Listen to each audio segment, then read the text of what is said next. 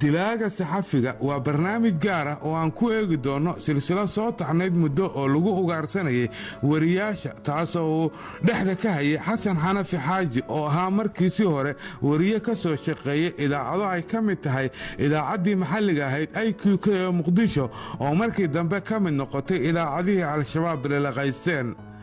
xasan xanafi xaaji cabdisalaan waxa uu noloshiisa inta badan ku soo dhex qaatay al-shabaab waxaana uu ka mid yahay horjoogayaasha ugu caansan kooxdaasi marka loo eego tacadiyada ay geysteen waana shakhsigii kala shaqayn jiray kooxda ugus ee kis al-shabaab dilalka wariyaasha soomaalida ah haddaba xasan xanafi waa kuma isaga ayaa noo sharaxaya qayb ka mida noloshiisa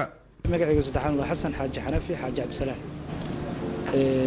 taariikhdayda anuu sida cad waxaan ku dhashay magaalada muqdisho caasimadda soomaaliya waxaan ku soo barbaaray isla magaalada muqdisho dadku gobolladu tagtago marka laga reebo inta yar oo hawshii nimankaas kolley shabaabka laaya aan la waday oo aan gobollada soomaaliya dhinacaan u aadayay marka laga reebo inta kale waxaan ahay nin reer muqdisho ah muqdisho ku wax bartay dugsigayga hoose dhexe muqdisho ku dhammaystay sare muqdisho ku dhammaystay jaamacad ka mid ah jaamacadaha soomaaliya maxaan ku yaala garaano muqdisho ka wax bartay sanadii 2003 dhammaadkii bilowgeedii ayaa waxaan ku biiray raadiyo muqdisho codka shacabka oo markaas uu maamulayay injineer xuseen maxamed ciidiid dabadeeto 2 bilood kadib waxaan ku biiray إذاعة القرآن الكريم IQK إذاعة القرآن الكريم كا دكتور الشيخ دار محمد قيلة ودوميكاها ملكية ديالنا لها انتس مركان كبيرة إذا عدوا إلا لابد أكون إيو لحدي أما تتغذي أيراده وعن لشقيني وباهنتا IQK أنا يقول سلا إن عكلا كودي هو الشرح لشقينتا نمانكاس نوحان أنا وأهم سنة وها الشقدي دي أهوتو xilliyada shaqadu aan ka madax banaanahay oo aan shaqada isu soconina in aan iyagii aado ayaan isku wadi jiray labada shaqo maadaama jumcada kale idaacadda quraanka waxay aad min laga shaqeyn jiray marka laga reebo barnaamij aan ka lahaa oo jumcada nasashada jumcada la dhigi jiray oo soo gali jiray fiidkii hal saac 2 saacna ka bixi jiray marka laga reebo inta kale jumcada ma laga shaqeyn jumcadii xaqaan aad jiray maalmaha kale reporter aan ku bilaabo shaqadii inta marka warkayga kansado ayagaan aadi jiray sida ayaa ku isku shaqeyn jiray labada dhinac sida ka muuqatay baa xog badan horay aan wada ogeyn ana xasan maqalkiisii ugu horeeyay waa markii halkaan aan imid raadiyo muqdisho gaar ahaan kiisas aniga horeeyo rag badan oo saaxiibo halkaan ka shaqeynaya lagu dilay ugu horeeyay Allah u naxariistay abkay kiiskii lagu dilay maqalkiisa waa markii ugu horeysay aan maqlay waxaan markii aan maqlay in kiiskaas qofku lug lahay oo nimankan dadka dhibaateeyo oo dadka dila inuu ka mid yahay markii aan maqlay ana hada sawirka aan ka qaadanay waxa weeye lamid ahaa sawirka aan ka heystay dhamaan nimankaas guud ahaan oo anigu hal sawir oo dadka dad dila oo aan naxariis lahayn sawirka aan ka heystay oo ahaa sigana kaas baan ka qaatay cabsida ay ka qabaan xasan xanafi wariyaashu waxa ay tahay inta la eg oo ay ka cabsanayaan al-shabaab mid lamid ay ka cabsanayaan aniga xasan xanafi aqoon uma lihi mana aanan aqoonin laakiin maqal ayaan ku maqlay waxaana ku aqaanaa oo aan ku maqlay inuu yahay nin u qidmeeya al-shabaab shirqol iyo maribna u maleega wariyaasha Soomaaliyeed waxaan ku maqlay in uu dilal qorsheysan ka soo bilaabay wariyaashii waaweynaa ee Hoon Afriik Mahad Axmed Cilmi iyo ninka la jiray Cali Imaan Sharmaake ilaa ma dilalka ay ka yimaadeen in wariyaasha baabuur lagu hor jarto ama kali loo dilo oo mid loo shirqooshana waxaan ku maqlay in xasan xanafi team uu hogaamiyo oo dhowr wariye ah wariyaasha ku dhex jiray oo dhexdooda marina ka abaabulayay oo shirqool u dhigay inuu ka mid ahayo hormuud oo u yahay asiga iyo team la yiraahdo Yunis Jibriil nin kale la yiraahdo Stilla waxaan ku wada maqlay dhammaantood rag u qidmeeya al-shabaab oo shirqoole wariyaasha oo u maleega dabino lagu dilo wariyaasha waxaa la ii sheegay in rag badan oo wariyaasha dalka joogay gaar ahaan raadiyo muqdisho oo dilay waxaa la ii sheegay abkay ninkii la oran jiray ee u shaqeynayay raadiyo muqdisho markuu qabtay buu hore ka soo hadlay isagoo wali dilin abkay baan haynaa waana dilaynaa buu yiri meedkiisa soo doonta rag idaacadda baa ka qabtay oo codkii ka duubay kadibna meydkii baan doonana soo qaadanay xasan isagoo wariye ah ayuu sidaad maqlayseen muddo ka mid ahaa ururka al-shabaab inkastoo markii dambe ay bilaabatay tuhumo la xiriira howlaha u qarsan waxaana uu xasan markii uu dareemay in loo tuhmaya howlihiisa al-shabaab uu iska aruuriyey warbaahinta isagoo si rasmi uga mid noqday ururka al-shabaab oo ka soo qabtay xilal kala duwan waxaa shaqadeeda igu dhiirigeliyey oo aan ku biiritaankeeda sabab uu ahaa in la yidhaahdo aadan xaashi faarax cayrow oo isaguna diyaarada dagaalku maraykanku ay ku dileen magaalada dhuusamareeb caasimadda gobolka galgaduud ee gobolada dhex soomaaliya sannaddii 2004 aakhirkeedii ayaanan ka mid noqday rag maleeshiyaad ah oo lagu abaabulayey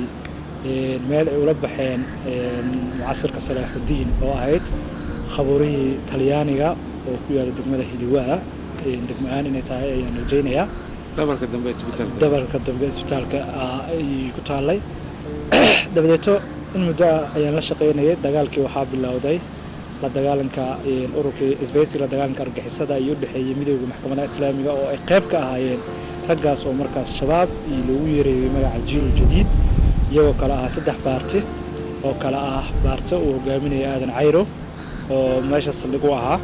baarta uu hogaaminayay sheekh cabdullaahi mukhtaar oo hadda dowladda soomaaliya ka mid ah iyo baarta kale uu hogaaminayay wadaadkii la dhihi jiray sheekh xasan turki inuu geeriyooday intaa xabsiga ku jira lagu sheegay magaalada kismaayo inuu ku geeriyooday ilaahay kuma darnaadee ka mid noqoshahii ururkaas iyo ku dhiiritaankaygii iyo howlahaygii anagoo wata ayaan xaggana tegi jiray iyadoo markaas ay ku xirnaayeen raggaas muddo kooban lacaga ay ka heli jireen rag ganacsato ah ama rag ay iyagu u aaminsanaayeen in ay diinta u gargaaraan oo shirkada qaar ay lahaayeen maxaan ku raahdaa raggaas qaarna rag dibad joog ah qurba joog ayay ahaayeen dabeeta aniguna waxaan ka mid ahaa dhabtii raggaas salariga qaata ama mushahriga ah aniguna waxay ku tabaruci jiraan naftayadii iyo maalkayagii gey jiray isla meeshaas in la yidhaahdo macna shacbaan oo isagana ku dhintay meel la leeyahay gilisoor oo galkacyo agteeda ah ayaa igala wareegi jiray hawshuna sidaas ayaa ugu mid noqday 2007 bilowgeedii ama bishii 3aad aan idhaahdee ayaan si dhab ah ugu maxaan ku raahdaa isha biiray al-shabaab markii la shaaciyey dabadeeto ayadoo amiir guud loogu magacaabay inta la dhihi jiray axmed cabdi maxamuud godane oo markaas isku magacaabayay sheekh mukhtaar cabdiraxmaan abu zubayr waa sida iyagu u yeereene dhabtii wada shaqayntii muddo kala duwan kadib waxaa layga mid dhigay maktabka iclaamka ama warfaafinta baahinta xarakada shabaab mujaahidiin anigoo markaas mas-uulayga dhigay dhanka xiriirka bulshada ama warbaahinta madaxa bannaan iyo tan al-shabaab markaas wargeys leeyahay al-jihaad iyo website la yidhaahdo al-jihaad.com ama .net labaduba ahaa xiriirka ka dhexeeya afhayeenada hadlaya iyo waxa xarakiga ah ee soo baxayo iyo cidda loo gudbinayo iyo sida loo kala maareynayo mas-uul kaga noqday markii koowaad al-shabaab markaan ku biiray waxaan ka mid ahaa maleeshiyada diriirta oo magaalada muqdisho qoryaha ku sidata howlgal gaar ah oo ay qaban jireen ma jidho marka laga reebo ilaahay kuma darnaadee in maxkamaduhu golay midowga maxkamadaha islaamiga Soomaaliyeed wax la yiraahdo jiri jiro 9 maxkamadood ay ahaayeen oo gudoomiye president madaxweyne Shariif Sheekh Axmed oo madaxweynaha hadda Soomaaliya xasan sheekh ka horeeyay waxaan ku raahdaa isha gudoomiye ka ahaa soo way caawin jireen iyaguna howlahooda gaarka way fushin jireen meeshaas ayaan xarun u ahayd dadkaas ayaan ka mid ahaa meeshaas ayaa qoryaha lagu tusi jiray waxaa kaloo saldhig caafimaad u ahayd oo meel ay ka duulaanna u ahayd markaas la dhihi jiray Ubay ibn Kacab oo ku yaala asagana isla degmada Yaaqshiid dhabarka dambe shirkadda la yiraahdo warshada baastada ay maxaan ku raahdaa saldhig u ahayd caafimaadkooda uu ka duuli jiray howlahooda ay ku wada jiray marka sawirka guud marka la bixinayo waa meel markas ah oo dadku ku wax bartaan laakiin sawirka gaar ahaaneed ee meesha ku jira waa meel rug caafimaad u ah al-shabaab shaxsada oo aysan gudoomiye ugu magacaabnay asaana markaas fadhi jiray xafiiska Ubay ibn Kacab sidaas ayayna labadaas saldhig ayayna ku lahayn Muqdisho Cabdullaahi Macalin Mukhtaar dhinacaan degmooyinka Yaaqshiid iyo Cabdilcasiis Shibis Boondheer dhinacaan adigu reerihiis ay degan yihiin ayuu asagana ka shaqayn jiray marka ragga kale reer maxaan ku raadin turka xasturkina dhinaca jubooyinka jira waxa ka dhaxay waxay ahayd inay isku gurmadaan qoladii culays la soo saarno qolada kale ay u gurmato intaas baa ka dhaxay siiraad laakiin kala amiira ay ahaayeen dad badan fikir kama haystaan sababta loo ugaarsado wariyaasha laakiin xasan xanafi oo loo haysto dilalka wariyaasha intooda badan ayaa sharaxaya sirta ka dambaysa qaarajinta wariyaasha Soomaalida maanta Muqdisho warbaahinno fara badan ka jira idaacad fara badan ka jira telefishinno fara badan wakiilo ka sameystay Muqdisho shabaab dadka dhan ama wariyaasha dhan waxay u xukumayeen xukun gaalnimo waa ku celinaya gaalnimo laakiin salaad si u kala horeeyda loo dukaday Soomaalidu tiraahdaa maanta cid shabaab ay cadawtooyada kala dhaxeedo waa dawladda federaalka Soomaaliya iyo ciidamada caawinaya AMISOM inay nabadda noo ilaaliyaan u yimid Soomaaliya waxa aan brief gareysanahay oo aan aaminsanahay waxay tahay nimankaas maamin Muqdisho ma joogo wariyo ilaa inta la shaqeeyay mooyee inta kale waxa ay ka aaminsan yihiin in xukun gaalnimo ay ku jiraan xukunka ay qaadanayaan murtad ay tahay in la wada dilana ay dhiigooda iyo maalkooda ay u banaan tahay maalin min ayaamna salaasi ku la qabatay salaasi u kala loo kala dukada ku sheeg weeyaan la kala horeysiinayo maalinba maalin ninba maalin ajashuna haday kari karaan gacantooda ay ku jiri lahayd al-shabaab ajashu gacantooda haday ku jiri lahayd waa hore wariyaal ka shaqeeyeen Muqdisho laakiin ajashu gacantooda ku jiraan unfortunately maxaan ku raadaan unfortunately ajashu gacantooda kuma jiro so dad badan oo maanta dawladda Soomaaliya kamid ah waxa ay aaminsan yihiin oo al-shabaabna kamid ahaan jiray in ay wariyo ee Muqdisho ka shaqeeya maanta xukunka al-shabaab ay ka aaminsan yihiin ee xukun gaalnimo xukun dhiigooda iyo maalkooda in uu u banaan yahay laakiin wariyaashu ma oga sirta ka dambeysana waxa ay tahay in laba mid ay tahay waa midda koowaad in loo kala hormaro in al-shabaab la qiimeeyo wariyaashu murtadiin maahan waa dad runtii hawl aad iyo aad u fiican ummadda Soomaaliyeed waa dadka Soomaalida noloshooda go'aamiyo weeye bedela dhinac u bedela nabadda u bedela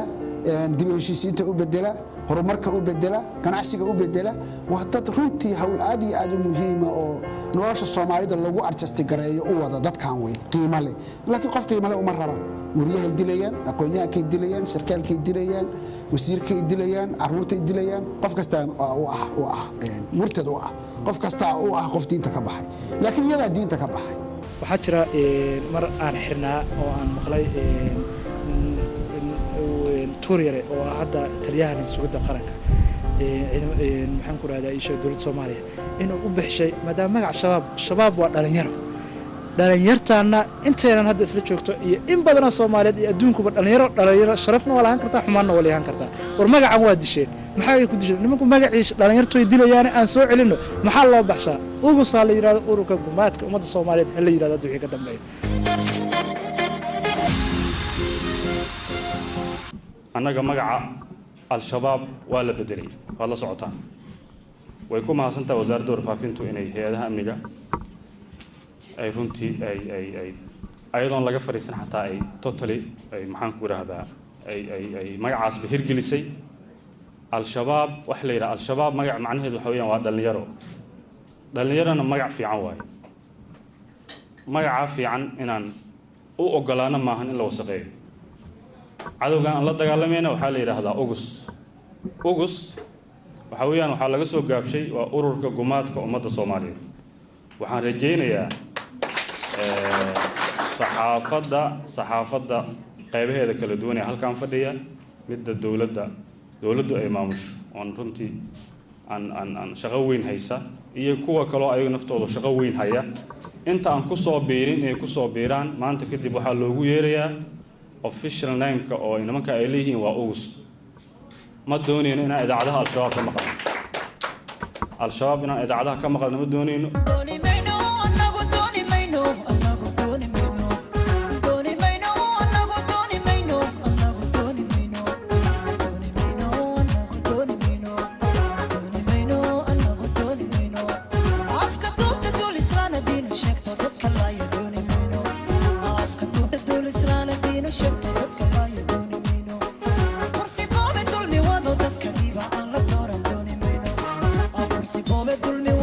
Come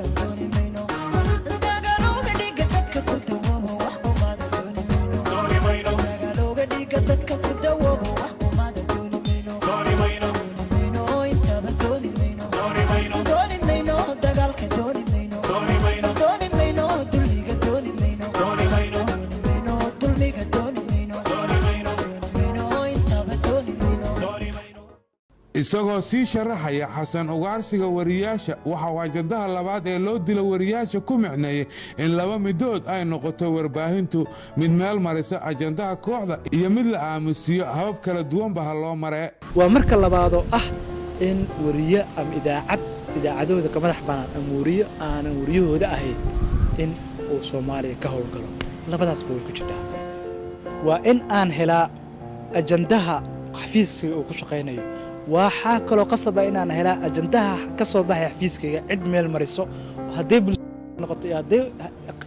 in dadka Soomaalida ama internationalku in loo sheego noqoto inaan helaa ajandaha xafiiskayga ka soo baxay cid kale oo gudbiso soo masti waxaa ah cabsigelinta ma imaanayso haddaad wax dilin ma imaanayso wax cabsigelin ah waa in marka hore lagaaga dambeeya cabsi aadisha Cabdicasiis oo aad taqaanid aadisha Jaamac oo aad taqaanid aadisha Cabdullaahi oo aad taqaanid aadisha Xuseen oo aad taqaanid aadisha Xasan oo aad taqaanid soo Cabdiqaadir kan iyo maxaan ku geedigan iyo Fulaan kan kale Axmed kan iyo Maxamed kan kale marka inteena la dilo it means waa cabsanayaan waxay ku dhiiranayaan booska ay mareen ragii saaxiibada ahaa hamari waa wax ay ka dibdhigayaan booskaas isku marin soo cabsidaas meesha way soo galaysaa qodobka labaad oo ah in wax allaala wixii ay rabaan loo sheego ma dhacayso ilaa ay wax cabsigelinteena qayb ka tahay waa wax jira ayadoo inta badan waxaan maqalnaa wariye ayaa la dilay iyo mid baa la dhaawacay waxay dad badan isweydiinayaan inay jirto koox u diyaarsan qofkii wariye sheegtaba in la iska dilo iyo in la dilo oo kaliya wariye ay soo sahansadeen oo kadibna sidaas ku dilaan wariyuhu cidda dilayso maxaan ku waa amni sida aad sheegto waa qoladii mas'uuliyadda ahayd cidda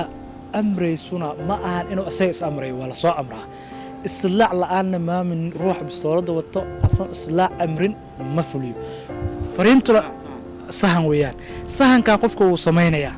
مر الله مركو سميو محن كرا هذا وحال ربا إن الدلع عبد العزيز أو أذيقا إن الدلو وحصو سمينا نكان أو عبد العزيز ملكو أي صو سمينا أنا جو أروحي واحد لي إيما صو شيء يوحو صو شيء نكاس أو نكي أميركو هاي سجى أميركي وحصو وعيا وأميركي إسلاع نكاس أميركي إسلاع وهو وعيا أميركي جودو أميركي جودو أمني مركي أو وعاء وحد عيسو إلهيكو مطرنا هذا وركة محن كرا هذا إيش فلينتا وحصو وعيا مدحي دليلك قرشيسنا أيو صو وعيا مدحي دليلك قرشيسنا وحو وعيا أحد كماش أو جو عبد العزيز ومقدشاء روح مسؤولك هو هاي أيا وعيا دقمده عبد العزيز جوغي دقمداس أيا ضد أدريو sidaas weeyaan processka way islaac la'aan bataatan wax dhaca ma jiro silsilada dilalka wariyaasha la bartilmaameedsanayo waxay ka soo bilaabatay allaha u naxariistee Mahad Axmed Cilmi oo xilli aroornimo ah lagu dilay meel u dhow xaruntii Hoon Afrika Daynile waxaana dilkaasi oo aysan jirin cid sheegatay waqtigaasi la tuunsanaa inay ka dambeeyeen kooxda ugus ee Al-Shabaab oo waqtiyadaasi ay baranayaan dadka Soomaaliyeed waxaana la aaminsanaa in Xasan Xanafi ah shakhsigii shirqoolkaasi soo maleegay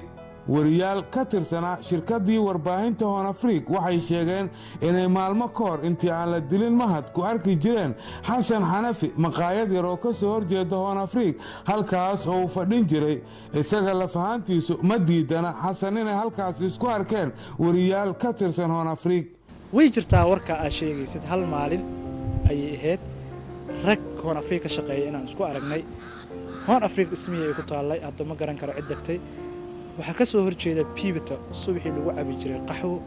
iyo sambuus ama isku qabsi wax la yiraahdo mashmashi sambuus anaguna aan degnaa dhabarka dambe ee Pibitada waxa dhici jirtay markaa in subaxii markaan salaada soo tukado masaajid garaashta ku yaala soo tukan jiray dhacgubta ah waxaan soo fadhiisan jiray goobtan markaan soo fadhiisto dabadeed waxa dhici jirtay inaan ku shaaho ama ku qaxwo cabo wariyaashan Afrika warka 2 saac ay ayuun u soo shaqo tagi jireen hal saac iyo xogo ay imaan jireen deeto qaar iyaga kamid ah ma aha mostly ama badana ma la dhihi karo qaar iyaga kamid ah way dhacday in aan isku aragnay maalmaha kamid ah xasuusta aan xasuusanahay aan dhihi karo hebel iyo hebel ama hebel bas oo ahaa in aan meeshaas sheegaysa aan isku aragnay way jirtaa anaguna markaas meeshaas maqaayada meesha ka dambayso ayaan guri ahaan degnaa laakiin ajandaygu ma ahayn dilka Abdullahi Kulmiya kamid ah أحد أن عبد الله كلمية أهين اسمه أنا أعرف ماشي عبد الله كلمية عدو وحجرتي إن ولو مركلية معه إن عن دور معلومات عن نكان اللي يراد حسن حنفي عن حلي الشقة عن السعودية عن كواركي مليار أو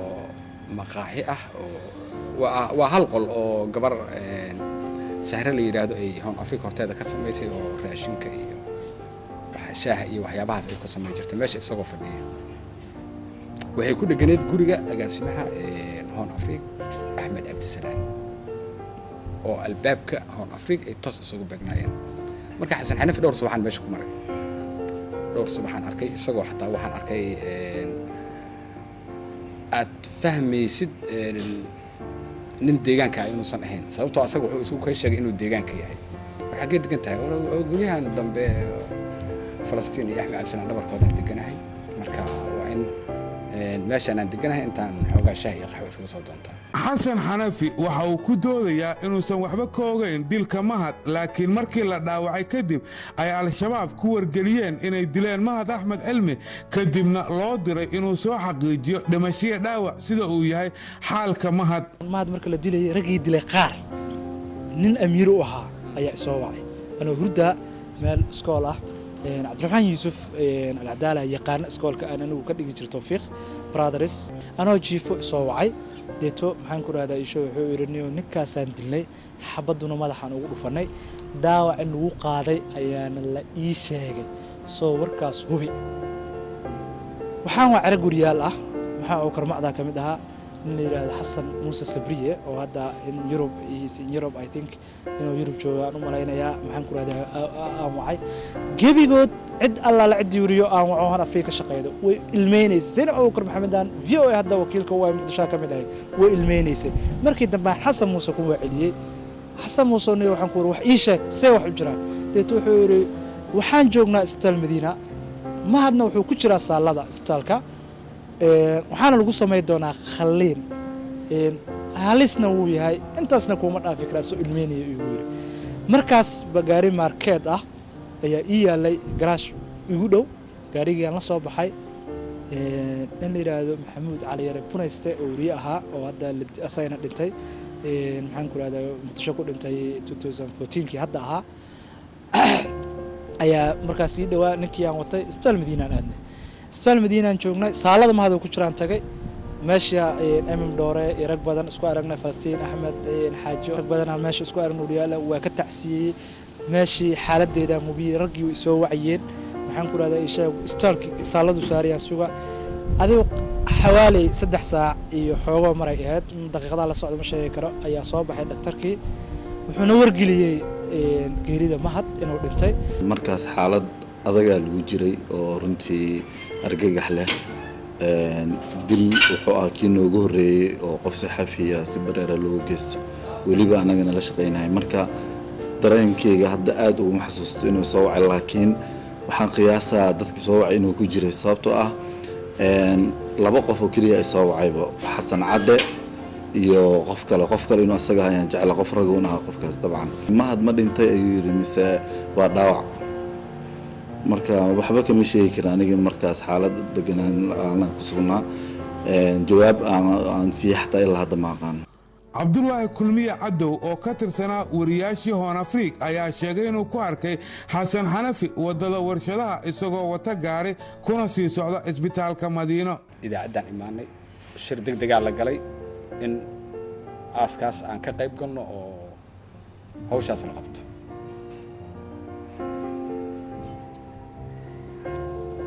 dhowr gaari la qaatay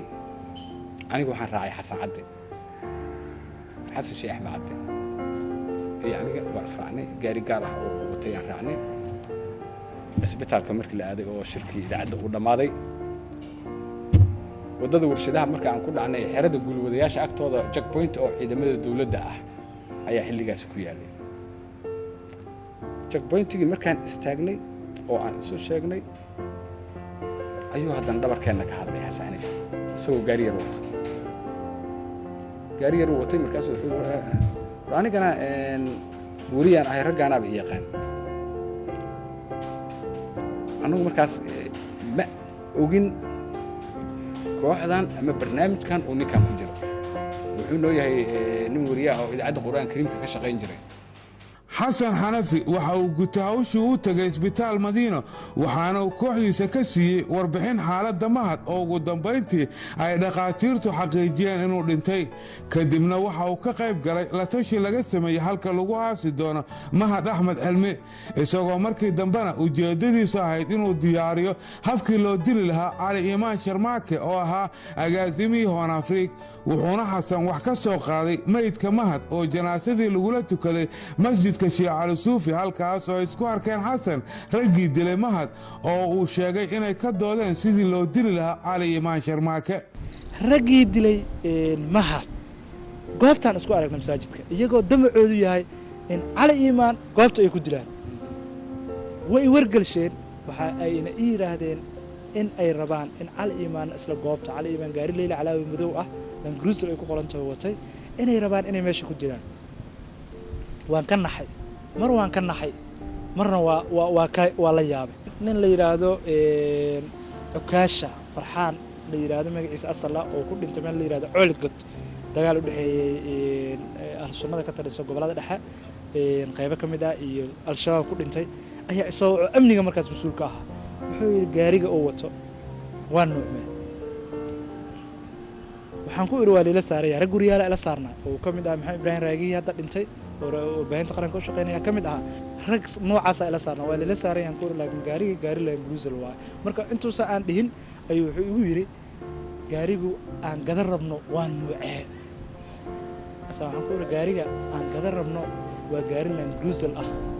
kalarkiisa ma qurxan yahay waa nuucee kalarkiisu yahay. markaas wuxuu qaadanayaa xog ah gaariga nuuciisa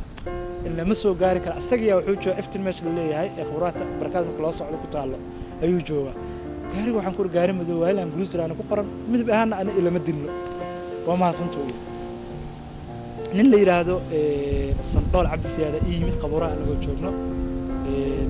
hadda waxaan ku raadayay sheeg oo taksiila ahna waa wadi baawarkiisa uu saarnay. ninkaas wuxuu igu yiri waxaan ku raadayay sheegniyo baawarka noocaas ma cali imaan markaa shir jira aad ku hayay meesha shir jira aad ku hayay jaamiina intaan duugto iyo khabriga jirno miina loo diyaariyay cali aniga cali baawarkeen baawar RAV4 ah ayaa noo dhaxeeyay. cali iyo nin la yiraahdo Sahal oo Reuters u shaqeynayay iyo Falastiin iyo darawalka afartoodii ku saarnaayeen baawarka ay la calaawida ah. miinadii loo dhigay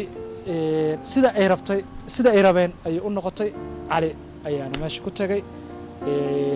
anuu jugtaan maqlay meel godaan ka soo baxay markaas biyo roob ay biyo freeze ay ka soo baxay jug aan maqlay baawarka bareegaan u qabtay. RAV4 waxaa saarnaa dhoorre iyo rag la mid ah saarnaa Maxamed Maxamuud dhoorre iyo rag la mid ah saarnaa iyagaana igaga horreeyay meedka cali. baawarkii aan ka soo degtay waa imid intaana meedka arag ka hor halkaan inay aheedaan qiyaasayaa inay ka gashay miinada firirkeeda. waxaa dhacday mahad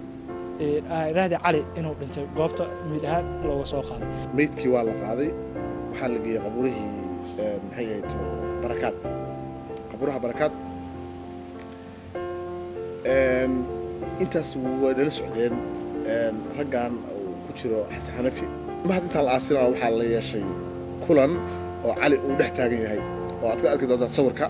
waxaan go'aan ku loo qaatay in la damiyo idaacadaha muddo 24 saac gudahooda ayadoo laga jawaabayo arrintan dilka mahad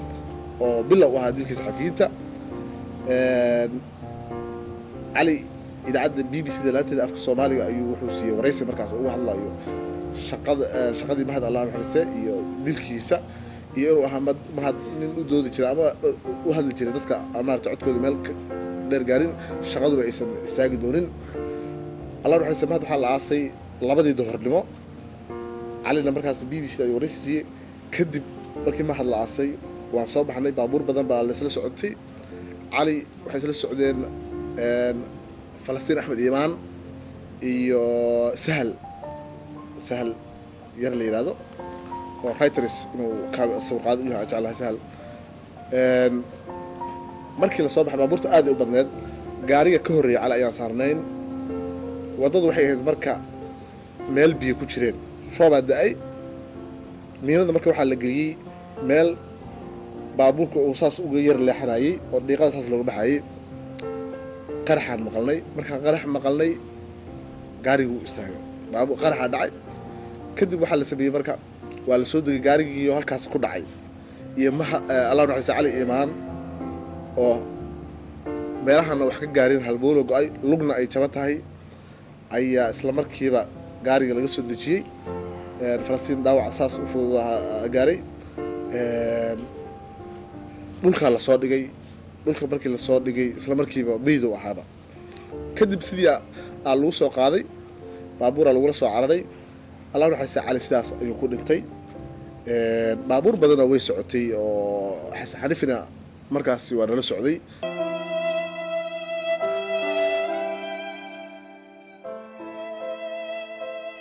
siciid tahliil axmed agaasimihii hoon afriig waxa uu ka mid ahaa wariyaal aan marnaba ka bixin dalka oo aakhirkii ku bacay gacanta kooxda al-shabaab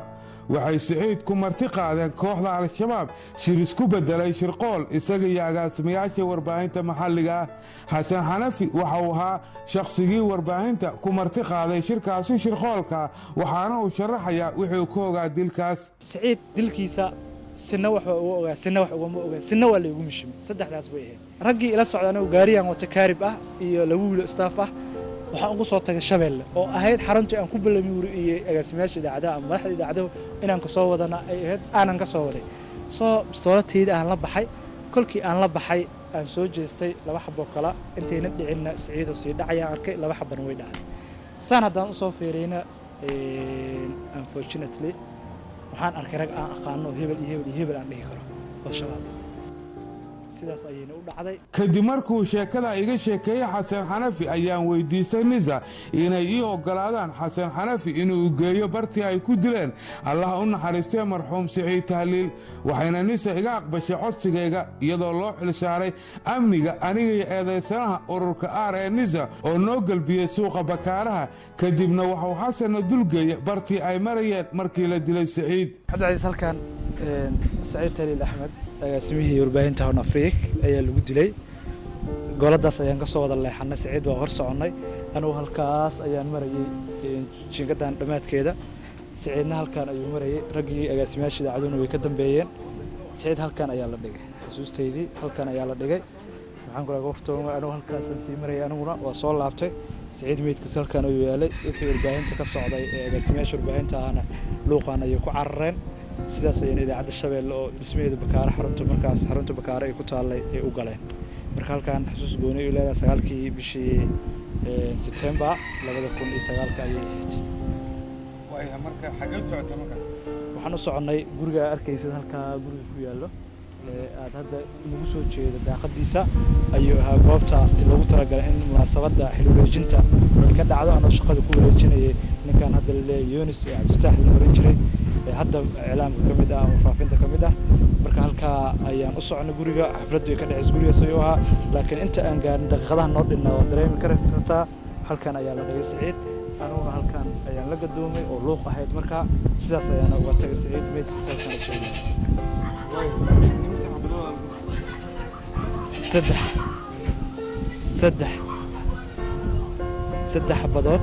saddex xabadood ayaa lagu dhuftay siciid xabadii koowaad waxay ugu dhacday madaxa laba kalena waa lagu diray kuwa dhagartaan galay intuu ciidan kala dhigay miinada dhex dhigayo waqtigii dhammaayay waqtigiinni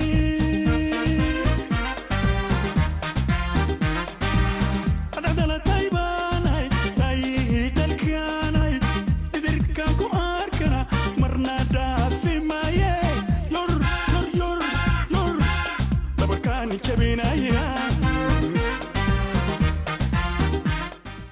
siciid tahliil axmed wuxuu qabay shakiga ah inay jiri karto khatar waxaana ka mid ahaa dadkii uu la xiriiray siciid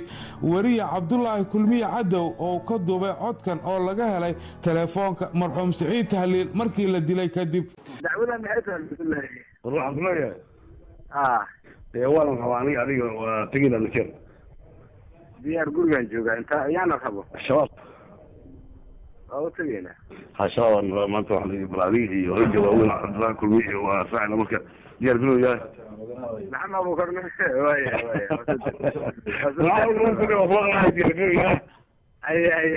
ay soo baxshaan wuxuu ka soo caya cabdiraxmaan yuusuf alcadaala oo markaasi ahaa tifaftirihii shabeelle ayaa sheegay in xaruntooda bannaankeeda lagu ballamiyey agaasimayaasha kadibna halkaas la yska raacay wuxuuna cadaala aaminsan yahay in muhiimadda loo wacay ay ahayd oo keliya in la dilo siciid tahliil axmed waxay ugu xusuus badneed maalintii siciid tahliil la dila allah u naxariista oo xasan isugu wacay dadkii idaacadaha madaxda ka ahaa oo adiga aad ku jirtay سعيد وكجري أنا كان كجري هراب وكجري ركب بدن إذاعتها مدحكة كجرين مالين ظهر أي أحد ماشي إذاعة شباب الدنيا ده لقوا بلمي دتك يوردن حسن يعني يونس اللي راه هذا جوجي مركي ورياش اللي سكيمد سعيد صوت هاي سعيد حقا للسوقي مركي سعيد يبدو حاليا إنك حياة وضدي أي لقاضي ماشي الدنيا حوالات قارن مركز مرة وحر نجاه الريان ayaa telefoon ku hadlay ayuu soo noqday xasan iyo Yunus way soo noqdeen jid yaro xawaalada dahabshiil dhabarkeeda maraan marnay wax yar ay naga horeeyeen xasan iyo Yunus waxa ku xigay ayaga Catoosh iyo Cabdullaahi Kulmiye iyo ragaan ka xusuusto Siciid Tahliil iyo Cali Madooba ku xigay aniga iyo Muqtaar Hiraaba u dambeeyay Ilaahay u naxariistay iyo Xasan Cali Geesi markaan jid yar isgoysoo ahaa ay dhaafeen iyaga Siciidna uu ka sii baxay annagana aan wali wadadii gelin ayaan xabad maqalnay xabadii gadaalkeena ka soo dhacaysay inta aan fiirinba waxaan aragnay Siciid oo dhulka yaala waa la kala cararay meesha annaga jid luuq yaran ku cararna wax yar markaan ordaan meeshii soo fiiriyay waxaan arkay laba nin oo bastoolada haysto oo muxuu Siciid sii tooganaya iyo Xasan oo soo jeedo meel xaqo kale Yunus ma soo noqonin bahor sii socday xasan xanafi waxa uu markii la dilay Siciid kadib wacay wariyaal dhowr ah waxa kamid ah dadku uu wacay Allah u naxariistay agaasimihii shabeelle Muqtaar Maxamed Hiraabe oo isaga la fahantiisu ay al-shabaab dileen waa kan Hiraabe oo sharaxaya wixii dhexmaray isaga iyo xanafi xasan xanafi ay tawaan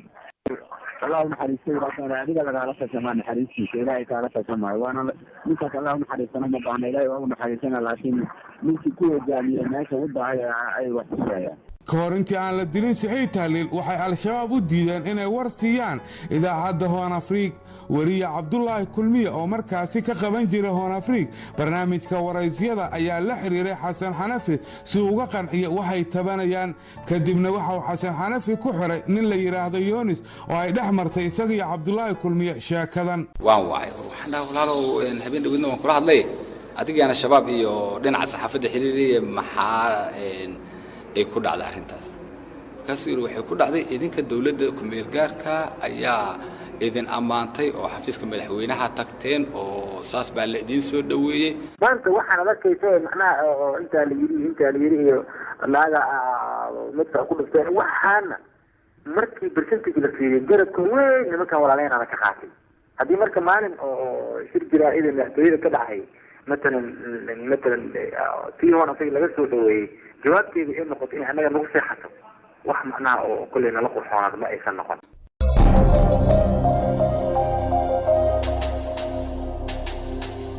waxaan dareensanahay nimanka walaalaheen Hoon Afrika waa naga maarmeen waxay nooga maarmeen waxay tahay inay nimanka kale ee anagu aan murtiinta u haysanay xabada aan ku ridayno inay nagala safteen marka garabkaan haysaa adiga kuma baahni waa wax Hoon Afrika anagu saa ani maanta Yunus ahaan dareensanahay saas waay markay saas tahay taladan waxay ku go'an tahay iyaga wararka qaadanaysaan iyaga la xaajooda iyaga la safta idinkayna jirtaan laakiin anaga keenna waa ka ceshay bas umadaas kaloo ilaahay aan wararka ka tafsanayna Muqtaar Maxamed Hiraabe agaasimihii idaacadda Shabeelle waxa uu ka mid ahaa dad uu soo amray Axmed Godone in la dilo kuwaas oo ka tirsanaa warbaahinta waxaana lagu dilay marxuum Hiraabe gudaha suuqa Bakaaraha isagoo uu la socdo wariye Axmed Taajir oo isna lagu dhaawacay weerarkaas Godona soo amray asaga iyo rag guriyaal ah waxa ka mid ahaa Muqtaar Maxamed Hiraabe agaasimihii Shabeelle ahaa nin la yiraahdo Catoosh agaasimaha Simba ahaa ayaan Xuseen Cabdi oo BBC wakiil wareed u ahaa rag noocaasa ka mid ahaa shan ay ahaayeen banaadir Axmadna banaadir agaasimeeda ayaa ka mid ahaa in la soo amray markaas waxa socday ololihii president Sheekh Shariif Sheekh Axmed lagu soo dooranayay soo ololahaas ayaa socday ololihii socday ayaa sabab u ahaa in la dilo dadkaas maadaama loo arkay in ay u ololeynayaan ololaha madaxweynaha oo Axmed Walad Cabdalla wakiilkii xogayaha guud qaramada midoobay u qaabilsan Soomaaliya iyo Shariif oo markaas ururkii dibxiraynta Soomaaliya asmara fadhigeedu ahaa ka soo burqaday Djibouti-na ololaheeda uu ka socday soo xaqiiqiyan in shantaas la amro waa ogaa aniga Axmed Taajir oo hadda qaxooti ku ah Uganda ayaa ka sheekeynaya wixii maalintaasi dhacay 10 talabood kadib dib aan soo eegay marka waxaan arkay agaasimaha idaacadda Allahu naxariisto Mukhtaar Maxamed Raabad oo yeela marka bal waxaan sii hubiyay waan dareemay xabada ku dhacday bal xaaladiisa sii agbar isla intaada noo sii gudbin min dhalinyaro oo dhuuban oo adigu aan ku qiyaasay daad 17 jir ilaa 16 oo min dhuuban oo cad ahaa laakiin ana wajigiisa kale ma garan karayo ayaa xabadii labaad wuxuu kaga dhuftay labada indhood dhexdooda sujuudda meesha la yiraahdo si saddexaadna anigu igu soo riday oo runtii tinteeda dhex martay qoraan u sii cararay markaanu xabado kalena way igu rideen orodkiina waxaan ku kala shirkadda Telecom Soomaaliya Maxamed Cabdullaahi Xaaji oo tifaftira ku-xigeenkii Shabeelle wakhtigaasi uu agaasimaha ka Mukhtaar Maxamed Hiraabe ahaa ayaa aaminsan in Xasan Xanafi uu ka dambeeyay dilka agaasima Hiraabe Xasan Xanafi dhowr maalin ka hor agaasimaha Allahu naxariisto Mukhtaar Hiraabe ayuu wiilal la socday baray oo u ekaa dadka wax dila maalintii la dilay Mukhtaar Maxamed Hiraabe Xasan Xanafi wuxuu ahaa qofka ugu horeeyay oo xiriir ragga qaarkeena la soo sameeyay oo xataa ragga qaar isku dayay markii Hiraabe la dilin oo ayagana kharij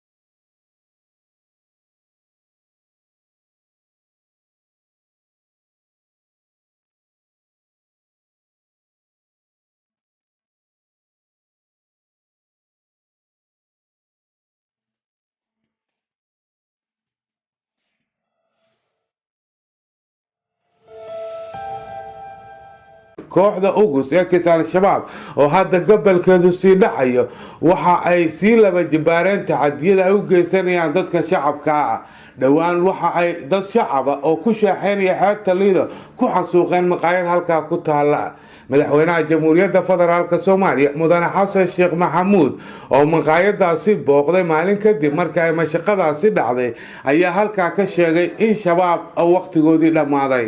nimankan waa xaqin dadka Soomaaliyeed iyo dalka Soomaaliya waa dhulkii xaqinka iyo dhulkana xaqinka dhamaaday way dhamaanayaan sidaas awoodoodu maalin walba u sii daciifaysaa maalin walba hoos u sii aadaysaa dadka Soomaaliyeed iyo dawladooda ayaana ka soo hari doona hadii la yiraahdo Sheekh Nuur Maxamed Abkey tifaftirihii wakaaladda wararka Soomaaliyeed ee Sona waxay Al-Shabaab ka afduubteen isgoyska ifka xarane xilli galaba isagoo ku sii jeeda guriga ka deganaa xaafadda suuqa xoolaha ee degmada Yaaqshiid waxaana Sheekh Nuur Abkey oo ahaa nin aan marnaba cabsi ka qabin in la dilo uu si joogta u aadi jiray gurigiisa oo markaasi halka uu ku yaalay ay ka talinayeen kooxda ugus ee Al-Shabaab waxaana Sheekh Nuur uu rumaysnaa qadarta Alle isagoo ku adkaystay inuusan marnaba ka baaqsanayn gurigiisa marar dhowr ah oo lagula taliyay inuu iska seexdo wasaaradda warfaafinta ismaaciil salaad guuleed istiila oo markaasi ka hor aan laga warhayn inuu ka mid yahay kooxda al-shabaab ayaa ka mid ahaa wariyaal imaan jiray wasaaradda warfaafinta soomaaliya si ay u helaan wararka dowladda soomaaliya waxaana uu ismaaciil istiila si joogtaa u gudbin jiray xogta ah in sheekh nuur abkey uu u shaqeeyo wasaaradda warfaafinta maadaama uusan ahayn sheekh nuur wariye codkiisa la maqlo oo adkayd in la ogaado doorka uu ka ciyaarayay warbaahinta qaranka xasan xanafi oo ay si fiican isku yaqaaneen sheekh nuur abkey ayaa isku dubariday qaabka loo qaarajin lahaa abkey wuxuuna fadhiistay wadda mar inuu ahayd abkey oo aan qabin tuhun in la beegsanayo si caadiyana maalin kasta hal wadda uu isticmaali jiray waxa uu arkay abkey xasan xanafi iyo nin kale oo wada fadhiya meel kadibna waxa uu kula leexday salaan isagoo aan cabsi ka qabin in xanafi dilayo kadibna wuu iska gudbay sheekh nuur abkey xasan xanafina waxa uu ka daba diray abkey ninkii la fadhiyey sheekh nuur hadda soo noqon maayo sheekh nuur dilkiisana qaybaan ka lahaa gacantayda aan ku dilin laakiin sababkeedaan lahaa sheekh nuur maxamed abkey gacantayda anaa ku qabtay أنا قاري كاتجي أنا قعدت كقبتي حقيت كقبتي إفك حلال سكوس إفك حلال كقبتي محو صارنا قاري عاصي وصارناي سوق حلو سوق شغنور روحان كدلي وحاي هاد إن وكشقينا هذه مقدشو وهاي المركز إذا عدى وشقيسة دولة فترة الصومالية هذا تلفزيون يمد هولا بدنا جرت لك هذه مقدشو مركز هاد هذه مقدشو إنه ترسليتر أما ترجمان وها أيان هلا حكتو هذا إن إسماعيل سراد قوليت ستيلا oo hadda Ismaaciil yar la baxay ayaan isiyay inuu u shaqeeyo halkan saas darteed anoo masaajidka Abu Hurayra bakaara fadhiyo shaah cabayo ayuu Sheekh Nuur soo maray uu salaamay uu hormaray marna waa farxay marna waa naxay mar waa farxay ninka aan arkay oo aan ka aaminsanaa murtad inuu yahay ku farxay marna waa naxay ninka la dili doono in uu yahay nin aan aqaano waa ka naxay xaqiiqdii markaan ka waran wiil aan ila socday meesha ila fadhiya waxa ay raac ninkaas lugta meesha dhiga la dhig suuq xoolo dagnaa suuq xoolna shabaab maamulay deeto sheekh Nuur sidaan ku daba kacnay yarkii waxa ay baawrac samoodatid haa uu wata la raacan ku ila socdaa sheekh Nuur cabaar uu jiray anna waa ka dambeeyay sheekh Nuur ma qabin dhagar ah dilkiisa in aniga wax ka abaabul doono ama in aan soo daba socdo ama in aan ninka soo daba dir ma aaminsaneen wiilka aan soo daba dirane ma yaqaano soo ninkan waa iska daba socday baar wuxuu jaam ay tageen oo aad loo buuxo baarta soo xoolaa baarta afgooy baar saas la isugu buuxo la isku dilayo wala joogo wiilka anuguna meesha saa masaajidka xareed isbitaalka dhinaca uga dhaganay isbitaal xareed in la dhaano mana foomku fadhiisi jiray ayaa waxaan ku arkay yaxibuurkaasoo waxaan u sheegay Sheekh Nuur Abkey asuur saas miyaa warwaadaba kacayna gaari zuuka ah oo aan watay ayaa waxaan watay gaari zuuka ah ayaan ka soo daba baxay gaari zuukaan ka daba qaadanay waa la joognay Sheekh Nuur caasi raaceen caasi wiilka ila socdana uu la raacay soo wiilkii asla waxayna inta uu leeyahay amniga markaas haysta la wacay asayna wuxuu yiri waa idin imaana isbartiiba ku haaya isbartiibaan ku haynay deeto maxaan ku raay wiilkii aan wacay ifka xal ugu dagaa baawrka waayo deeto baawr BL ah waa dareemi kartaa intii church la yiri waxa uu sameeyo baawrku darawalku waxa weeye waxa ugu horeeya inuu bareega qabto uu qabtay uu ku joojiyay أنا سود دقي ننكلو اللي يرادو داهر مع داهر عيسى اللي يرادو وصدح له يقارع مع الكافي هي جدك كسي قادرنا أو هوتيل بيس هي كسي قادرنا أو محن كره ديري دول أصلا so لبدينا أنا صدح حاول دقني ديتو محن كره هذا إيش وين وذا الشنور أنا أقاني إنك كلامون أقول أنا اللي سود دقي باور كأنا صارتي تدكو ويابين باور مياردي سحريينو بنزل waxaan ku raadaa baawrkii ku horgooyay niman dhexeeran ay ka soo deeyeen cimaamada wato iyo bistoolado dadku xooga la yaabay ku noqotay hal nima hadana kala baxay wili xataa wuxuu saarnaa caasi dhinac uu ka furnaa dhinaca kale ayuu saarnaa dhinaca kale furay ana la soo deeyay baawrka ma 5 kun ku saarnaa 5 kun ana dhiibay waa is wada raacnay soo dhinaca waxaan u wada ifka oo ifka xaran dhinaceeda oo waxaan u wada gubta xigto baawrka markuu dhaafo baawrkii marqay waa socodsiinay markaan mareen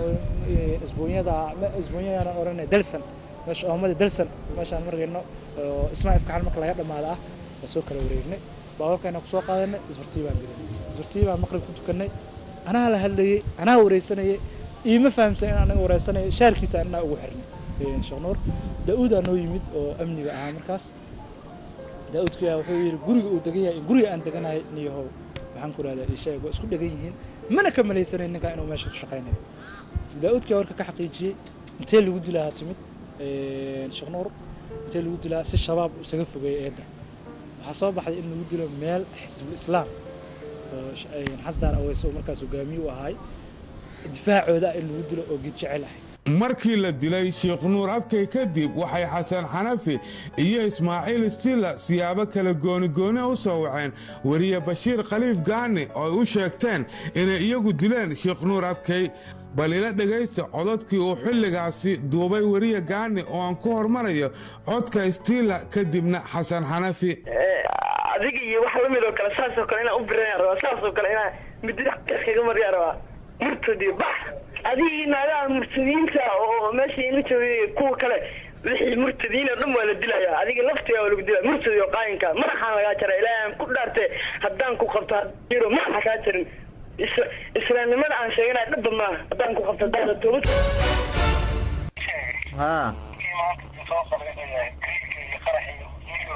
oo intuu qoray idaacaddeena markii uga sheekeeyay Xasan Xanafi sida ay u dileen Sheekh Nuur Abkay ayaan isku raacnay goobtii ay kala degeen baabuurka halkan waa isgoyska ifka xalane oo ku dhow garoonka ciyaaraha Stadium Muqdisho waxa uu Xasan oo wata gaari yar kala degay bartan Sheekh Nuur Abkay gaari caasi ah kadibna waxa uu la tagay garoonka Stadium Muqdisho oo in xabaara uu ku hayay ugu dambeyntiina waxay geeyeen meel u dhow hoteelka Daame ee degmada Wardhiigley waa kan Xasan oo dul geeyay goobtii ay ku dileen Sheekh Nuur Abkay sharaxayana sida ay wax u dhaceen halkaan ahayd geedkaana ku yaala barta halkaasaan gaariga soo dhigay halkaana la fadhiisiyay Sheekh Nuur halkaasaan maxaan ku raadayay sheeg ugu toogtay meedkiisa sidaan ayuu u dhacay halkaan ayaana ka tagnay qiyaastii imisa xabaa lagu dhuftay 3 xabo 3 xabo yaa kala dhuftay waxaa ku kala dhuftay leeyahay xibuur in leeyahay macaldaar ciise oo 3 nooc ay isticmaaleen makaaro ay xagga uga dhuftay madaxa hay 3 xabo madaxii ugu dhacday حتى فنينكا waxay yimid gaariga ana waday halka laamiga laga soo leexanayaan joogay waxay igu yiraahdeen hatta maskaxda faniinkeeda ay soo gaartay ay igu yimaadeen gaariga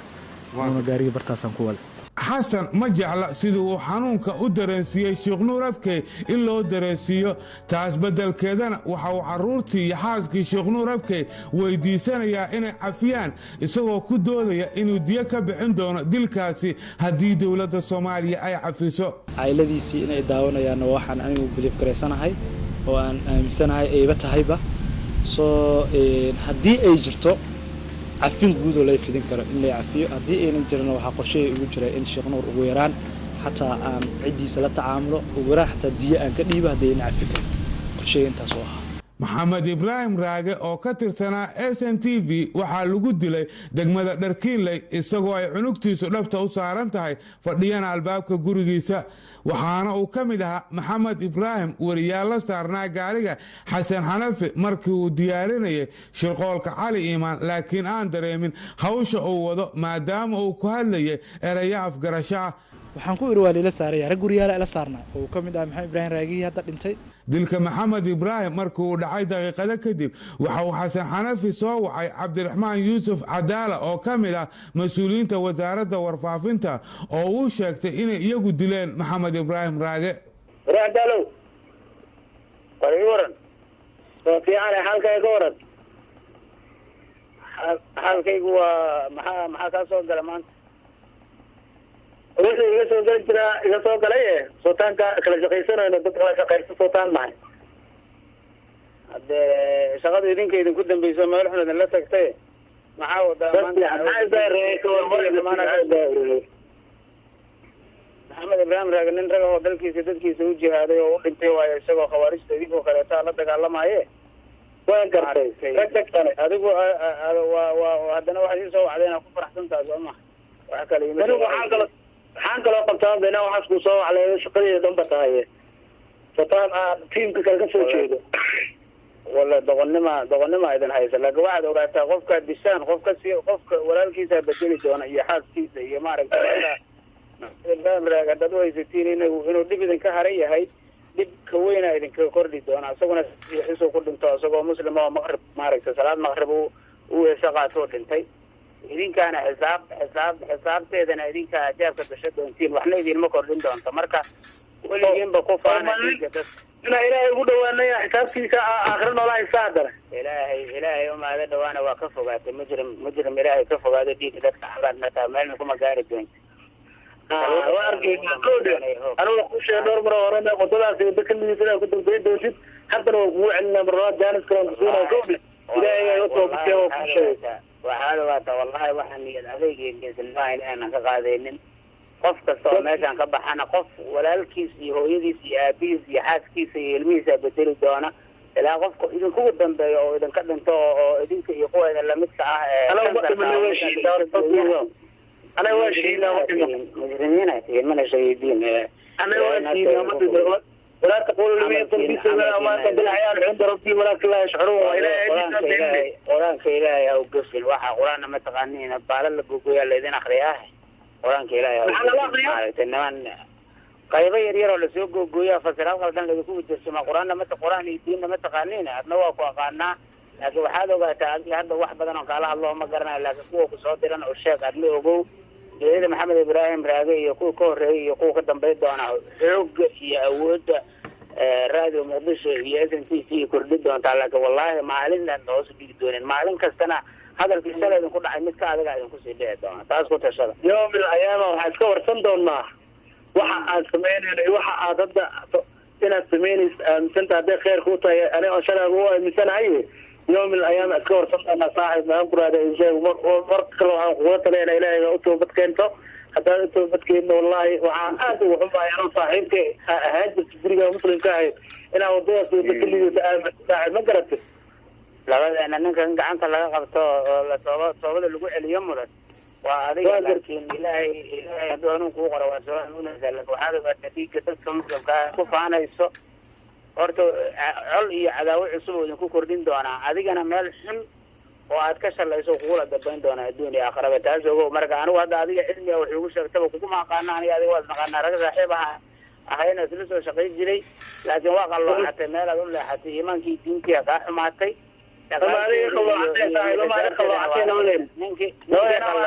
qiyaamaha noo balana ninkii qalooxatay waaya qiyaamadaasa noo balale markii joogayo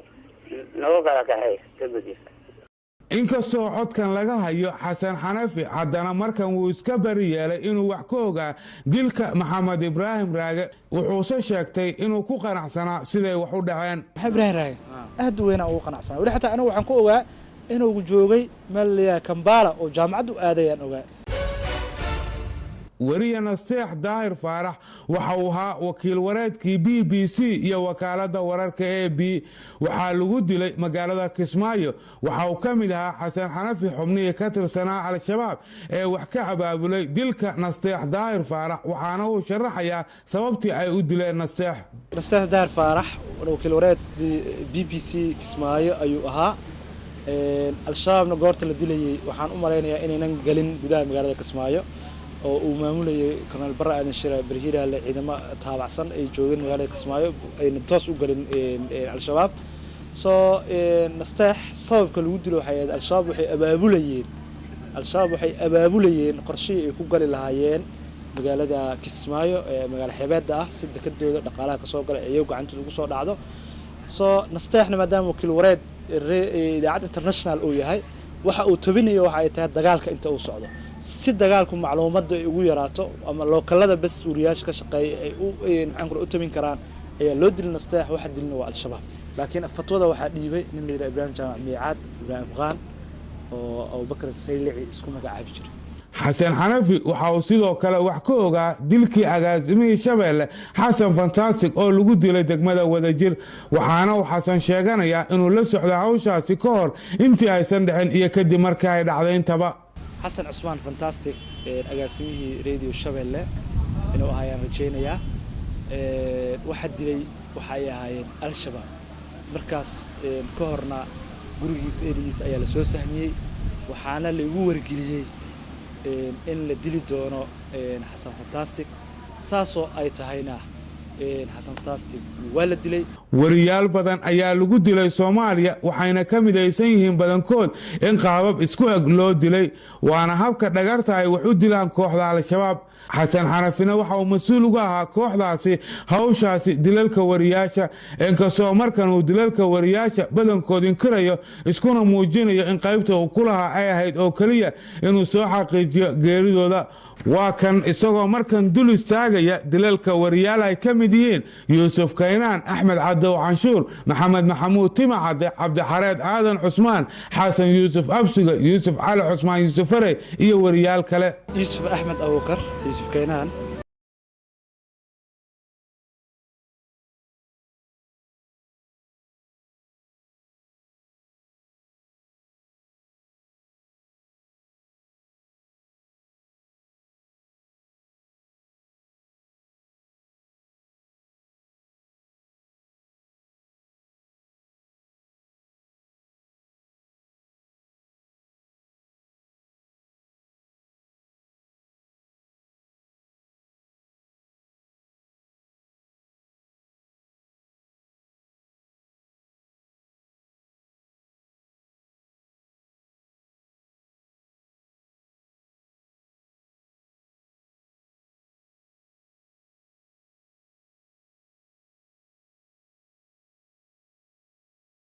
goob uu dhiganayay baabuurka in xogteeda la diyaariyay lala tacaamulay dadkii ka agdhawaa goobta sidaasna ay ugu suura gashay in ragga ministayaasha Al-Shabaab ay ugu xiraan baabuurka Yuusuf Kaynaan hoosta goobta uu fadhiyo inuu darawal ahaa la ii sheegay ay ugu xiraan dabadeetana way fushay Yuusuf markuu gurigiisa ka soo dhaqaaqay gaarigii uu soo watayna eerida xamrooyin inay ahayd ayaa la ii sheegay goobta lagu qarxiyay macalinkii uu ahay Allah irahma Xasan Yuusuf Absuge idaacada maanta idaacad la yiraahdo iga dambeeyay inuu la shaqeynayo waa la ii sheegay in dadkii dilayna TV aan ka daawaday ruux ahadkii dilay kamid ah xuduudii disho kamid ah oo booliis dhiigley isla booliisku dhiigley inaan ku wareysatay ila ahayd aad soo wareysatay Xasan ninkii dilay hadayba ahayd xaqiiqo maanta caawaqab xumadiisa uu haya laakiin waxaan horena kugu sheegay kugu celinay ayu journalist ama ay wariye ku sugan Muqdisho Al-Shabaab xaqooda waa ka xukumaya diloon uu xukumaya maalkiisa iyo naftiisana waa u banaanta Yuusuf Cali Cusmaan Yuusuf Fare macalinkayga waa ilmo kuwiisana inaan macallin oo ahaa u malaynaya ilmo kuwiisana waa isla qaar isla shaqeynaa Xasan Yuusuf Cali Cusmaan Xasan Carab hadda idaacad risaale inuu joogo ama irbaanta qarankana waa ku ogaa mar waa suuragal inuu joogo waxaasoo dhan waxaan ku ogaala ma arko laakiin waxaan aaminsanahay in Al-Shabaab jiray Axmed Cadow Canshuur waxaan xasuusanayaa markii aan maqlo barnaamijka Shabeelle ka baxa qubanaha Shabeelle oo aad u wadi jiray waxaan rajaynayaa in lagu dilay degmada Madiina sanadii 2000 iyo 12 xaqiiqdii ma huba ilaa 12 meelaha mid u bay ahayd Axmed Cadow Canshuur waxa xaqiijinaya inay Al-Shabaab dileen waxa loo dilay inay ahayd barnaamijkaas uu waday idaacad uu ka shaqeynay oo ay u ictiraafsan yihiin idaacad mursidiin inay tahay ana waxa soo wacay Axmed Cadow Canshuur ka hor markii la dilay kadib aan iraahdee in la yiraahdo Maxamed Daahir Ciise oo saddex loo yaqaano ninkaas ayaan igu yiri ninkaas ayaan dilnay hawshiisana waa kaasa xog ka keen dabadeeto waxaan u maleynayaa rag guriyaal ah oo adigaba aad ka mid ahayd inaan soo wacay in ay xaqiijiyeen geerida Axmed Cadow Canshuur Timacade unfortunately Shabeelle ayuu ka shaqeynayay ka hor hadda markii la dilay wuxuu shaqeynayay Universal TV Shabeelle way ka soo guurtay dhismihii Bakaaro xilli habeen ah oo ay soo raratay alaabkeedii iyadoo xataa qaar ka mid ah shaqaalaheedii uga soo tagtay goobta ay ku sugnaayeen kadib markii albaabada ku xireen maalmaha ka mid ah isla Daahir Ciise soo wacay wuxuu yiri ninkii afwan waxa soo wacay Yunis ninkii Timacade ahaa waa la kala tuuray waxaan ku raadayay isha arinkaas soo xuraanso ugu yiri waxaan ku yiri ma idaacadii uu ku noqday wuxuu ugu yiri maya idaacadii kumuuna noqonin idaacadda universal oo markaas ka hor al-shabaab ay iska mamnuuceen dhiigooda iyo maalkooda way banaystay calleer ayaa si toosa u yiri TV-gaas u shaqeynay ugu yiri dabeeto waxaan wacay gabadhii uu qabay Timcade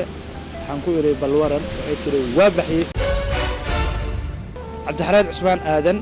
si ahaana isku xaafad baan ahayn saaxiibana waan ahayn shabeellana waa u shaqeynay waana la dilay subax aroor jumca inay ahayd ayaan rajaynayaa ama subax khamiisaad midkood inay ahayd ayaan rajaynayaa soo ay dariiq Cabdixaraad Cusmaan Aadan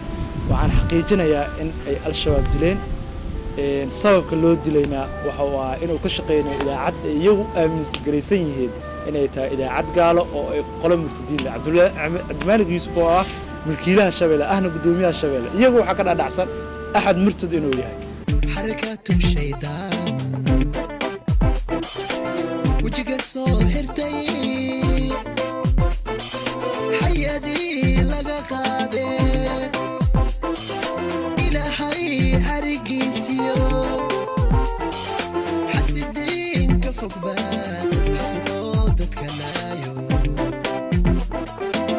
xinjirtooda ku dhaashtay xalad weeye la yaab leh xalad weeye dhibreebay xasuusaan go'in weeye xalad weeye la yaab leh xalad weeye dhibreebay xasuusaan go'in weeye allaha u naxariistay wariye xasan yuusuf absuge oo ka tirsanaa idaacadda maanta ee magaalada muqdisho waxaa lagu dilay meel u dhow isgoyska Siinaay ee magaalada muqdisho xilli uu ka soo baxay howl maalmeedkiisa waxayna dilka allaha u naxariistay xasan yuusuf absuge maalin ka dambeysay qarax si wadar ah loogu dilay wariyaal iyo dad shacab ah guriga hooyooyinka ee magaalada muqdisho waxaana goobtaasi dadkii lagu dilay ka mid ahaa allah u naxariistay madaxii wararka telefishinka qaranka SNTV Liibaan Cali Nuur madaxii barnaamijyada SNTV allah u naxariistay Cabdisitaar Daahir Sabriye iyo sidoo kale agaasimihii idaacadda VOD ee maxalliga ahayd Cabdiraxmaan Yaasiin qaraxaasi iyo weerarkaasi shirqoolka ee lagu dilay xasan yuusuf absuge oo maalin kala dambeeyey waxaa intaba mas-uul ka ahaa oo sheegtay kooxda ugus ekis al-shabaab daqiiqado yar kadib markii la dilay allaha u naxariistay xasan yuusuf absuge ayuu telefoonka gacanta kula soo xiriiray xasan xanafi oo kooxda ugus ka tirsan wariye cabdiraxmaan yuusuf al-cadaala isagoo u sheeganaya dilka absuge iyo kuwii ka horreeyeyba markii allaha u naxariistay xasan absuge la dilay maalintii liibaan iyo ay dhinteen ay cabdisataar maalintii ku xigtay oo xasan absuge ay dileen ayuu soo wacay anoo barxadda wasaaradda fadhiyo markaas uu maqlay wax yar 5 daqiiqo 6 daqiiqo ka hor dhimashada xasan absuge markaas wuxuu ugu dhahay hada shalana waxaan idinku sameynay waa ogtihiin maantana waa kaasa sidaas hadalla ahoo jees ahoo maaragtay uu ku faraxsan yahay inuu dilkaas ka dambeeyo halo cadaala xasan seeta waa fiicana ii waran fiicana alxamdulilah hay جو يعني حسيت أمسك وضعي وقورة إلى توما هاي لمس هذا ما حاكو داعي أيوة يعني ميت كيس ماشي على كسوقات الدعوة اللي عالية على كمين شاينا وكل اللي ذا عنا يريع بستار وطيلة عناي كل يوم كنا ماشي في ميل كل يوم كل كنتم بنتين تنباو إلى إتوبت كين إيوالا والله meel xun adaa ku dambayn doona maalin maanta ahay inaad ka jawaabi doontaa marka liibaan iyo cabdirataan niman maaragtay mujaahidiin oo dalkooda u dhintay ahaayeen qof kasta waqtigiisu ku dhintay laakiin waxaan rajaynayaa maalin cadaaladda hore ma doonto inaad ka jawaabi doonto maalin maanta ahay inaad halkaas ka jawaabi doontaa haddii cadaaladiina aad tahay cadaaladda erjada meesha ku higaan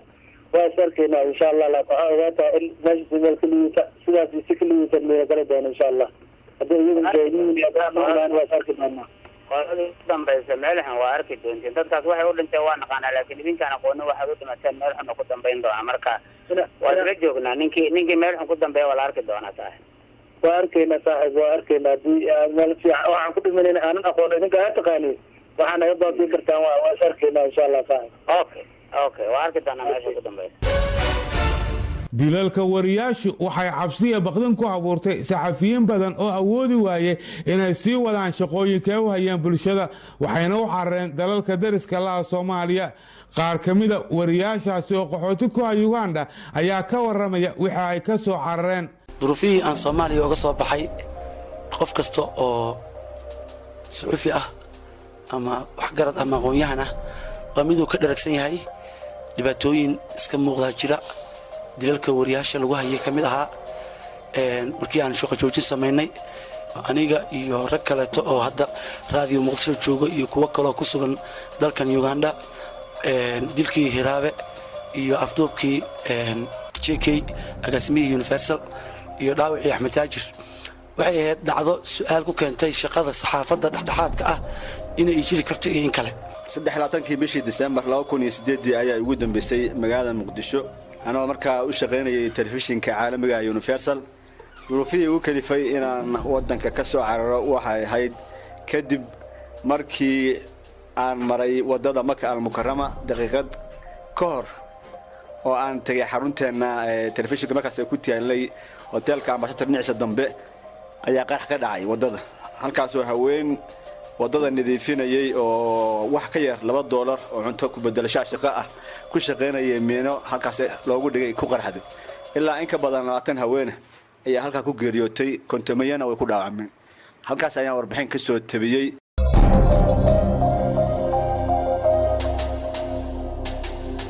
kansoko wariyaasha la dilay waxaa jiray wariyaal kale oo la dhaawacay kuwaas oo ay ka mid ahaayeen wariye Maxamed Shariif wariye Muxidiin Xusni iyo wariye Xasan Matoore waxa uu Xasan ka sheekeynayaa wuxuu ka ogaa weeraradii lagu dhaawacay wariyaashan Maxamed Shariif hadda wuxuu shaqeeyaa raadiyo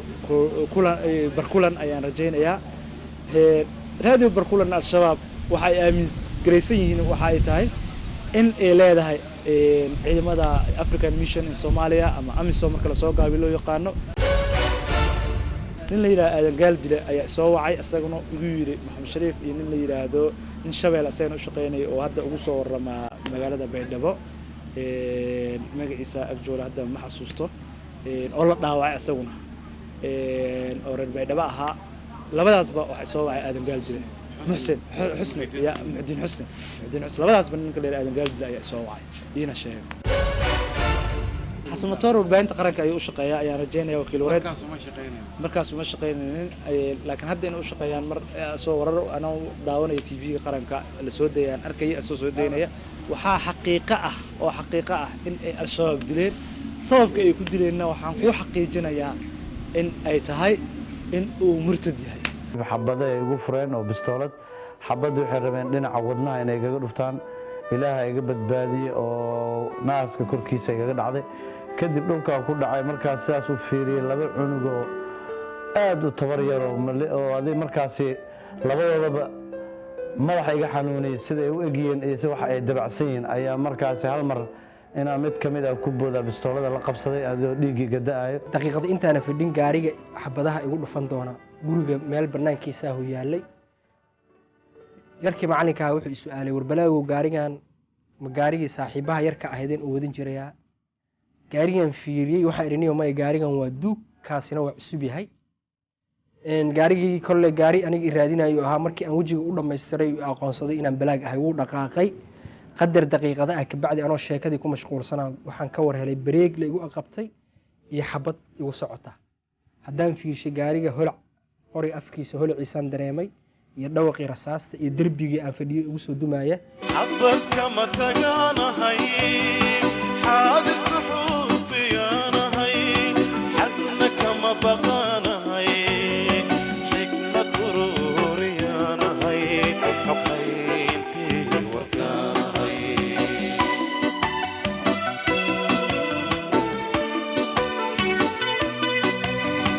xabad kama tagaanahay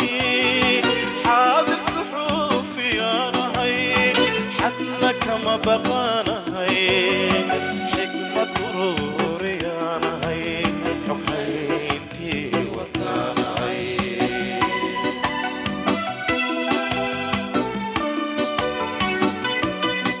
tacadiyada ay warbaahintu ku hayaan al-shabaab kuma eka oo keliya dilalka wariyaasha ee waxay sidoo kale xoog ku qaateen qaar ka mid a qalabka ay ku shaqaynayeen idaacadaha muqdisho sida IQK Soomaali Weyn Horn Africa Capital Voice BBC Warsan Baydhabo iyo idaacado kale oo ku yaala gobolada dalka waxaana xasan xanafi oo ka mid ahaa xubnihii al-shabaab ay u soo direen in idaacadahan ay bililqaystaan xaqiiqiyan anu waxaan u hayaa idaacadda ah Horn Africa warbaahinta Horn Africa Capital iyo Horn Africa isku wadatay iyo idaacadda Soomaali Weyn waxaa kaloo hubaa inay jirto idaacad ku taalay Sanca iyo Radio Banaadir isgoyska Sanca iyo Radio Banaadir inta ka dhaxeeyda oo laga qaatay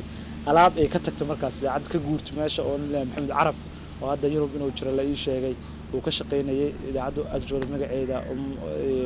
si rasmi ah uma hayo idaacadaasna qalab ay ka tagtay oo u badnaa qalab xafiiseed in ay qaadatay lagu dayactiray Radio Andalus Ceelbuur ayaan hubaa xaruntii labaad oo markaas xaruntii saddexaad bay labaad ay saddexaad oo Ceelbuur laga dhigay lagu dayactiray laguna furay ismihii ameelada FMT Soomaali Weyn laga qaatay BBC-na fatwo ayaa lagu qaatay si guud fatwo soo baxday oo badana uu soo bixiyay amarkiisa lagu qaatay ay xarumo badan ay BBC-du lahayd حتى حرنتي دمبو ودم بيسي وحن قد بتقني ماشي لنا مقالة بلاتوين حرنتا قبل كهيران وقد بتقني وحتى رجال لوح الحرير لأجل جيد دبديتنا وان حلا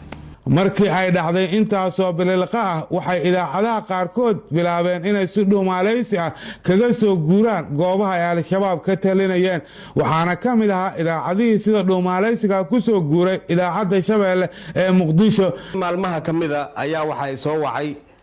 ninkan maanta gacanta amniga ku jira Xanafi wuxuu yiri waxaan fadhiyaa gooro baar bulsho ay igu imaad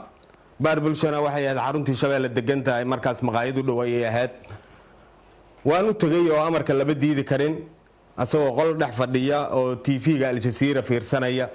oo aad u qabto inuu TV-ga shaashada madaxa la sii gelayo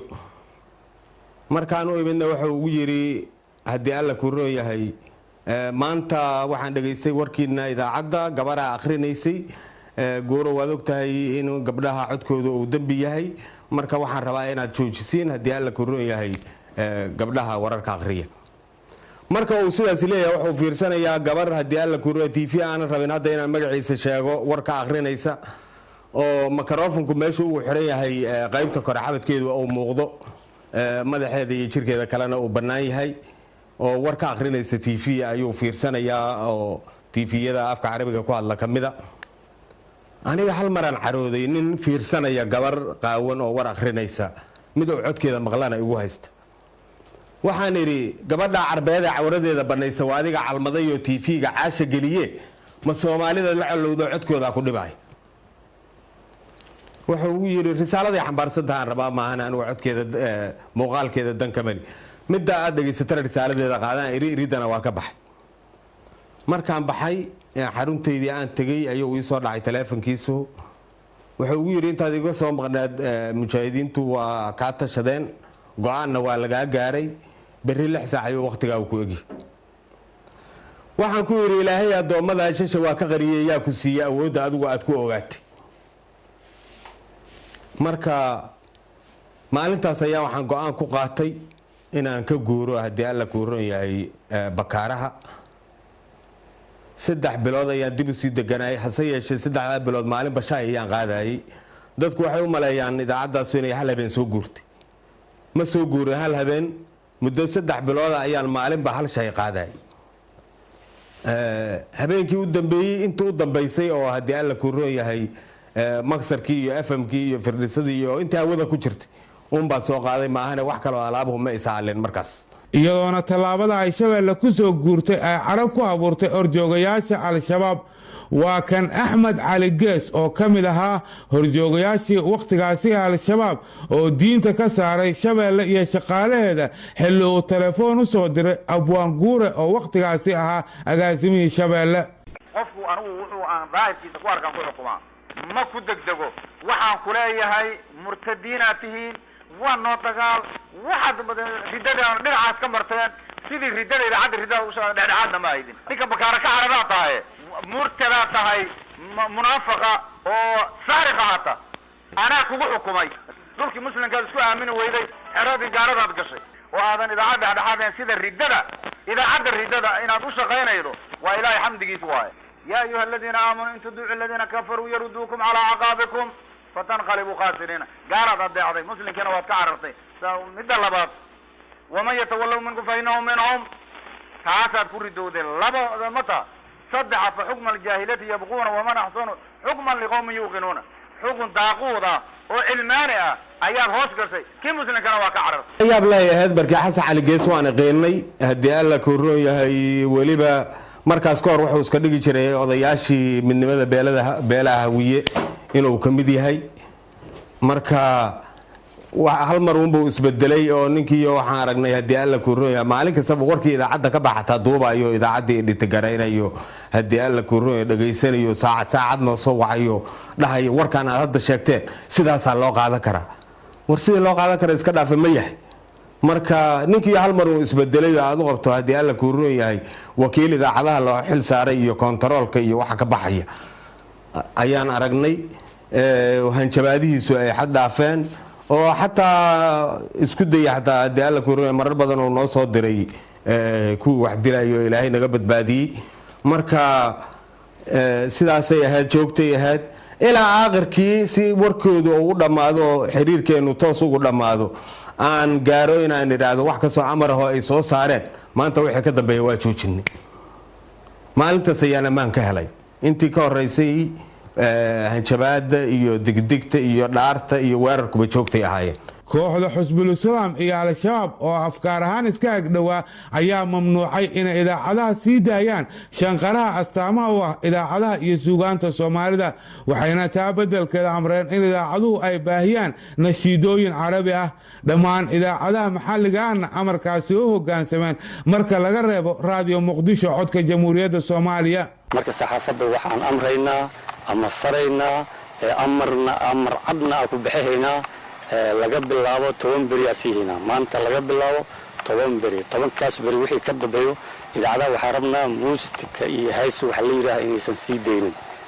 muustika iyo hees waxa la yiraahdo inaysan sii deynin waa ognahay idaacado badan oo banaanka jooga inay aad u carood doonaan oo reer galbeedka oo aad u carood doonaan waa ognahay galabta laga bilaabo beri laga bilaabo idaacado badan qaali doona saxaafadii ayaa la curyaamay lii doona marka curyaamis maahan muustikadaas iyo heesaas islaamka kamid maahan marka waxaan rabnaa waxyaalaha wanaagsan oo khayrka inay sii deyseen tobankaas beri waxa idin siiyayno ma ahna macna munkar isla saaca in la suuliyo waaye laakiin canjalooyinka iyo wixii isku dhex qasnaa inaa kala saaratiin rabnaa laakiin markii la soo gaaray maalmihii xorriyadda Soomaaliya ayay haddana mar kale amar ku bixiyeen kooxahaasu inaan la maamuusi karin lagana hadli karin taariikhda maalmahaas waxayna arrintaasi u cuntami weysay agaasimihii wakhtigaas ee Shabeelle oo ah hadda agaasimaha idaacadda kulmiye Abwaan Cismaan Cabdullaahi Guure oo amray idaacaddii uu agaasimaha ka ahaa in la saaro heesaha xorriyadda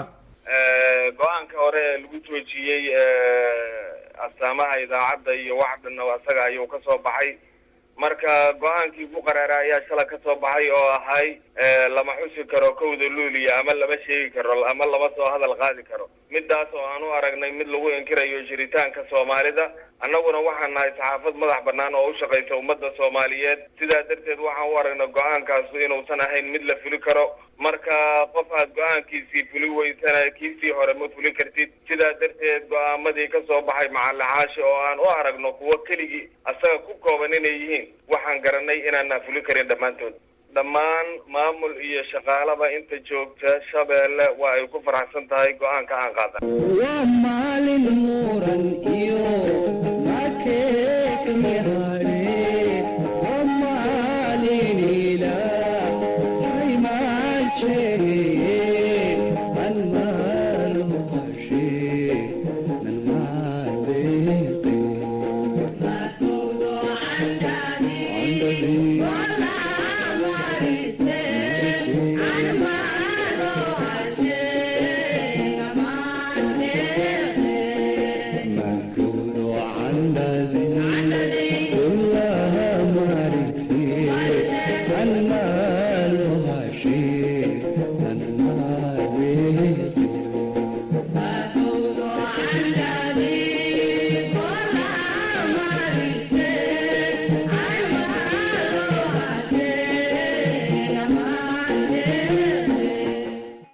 xasan waxa uu sidoo kale ahaa tifaftiro qarsoon oo warbaahinta muqdisho ay lahayd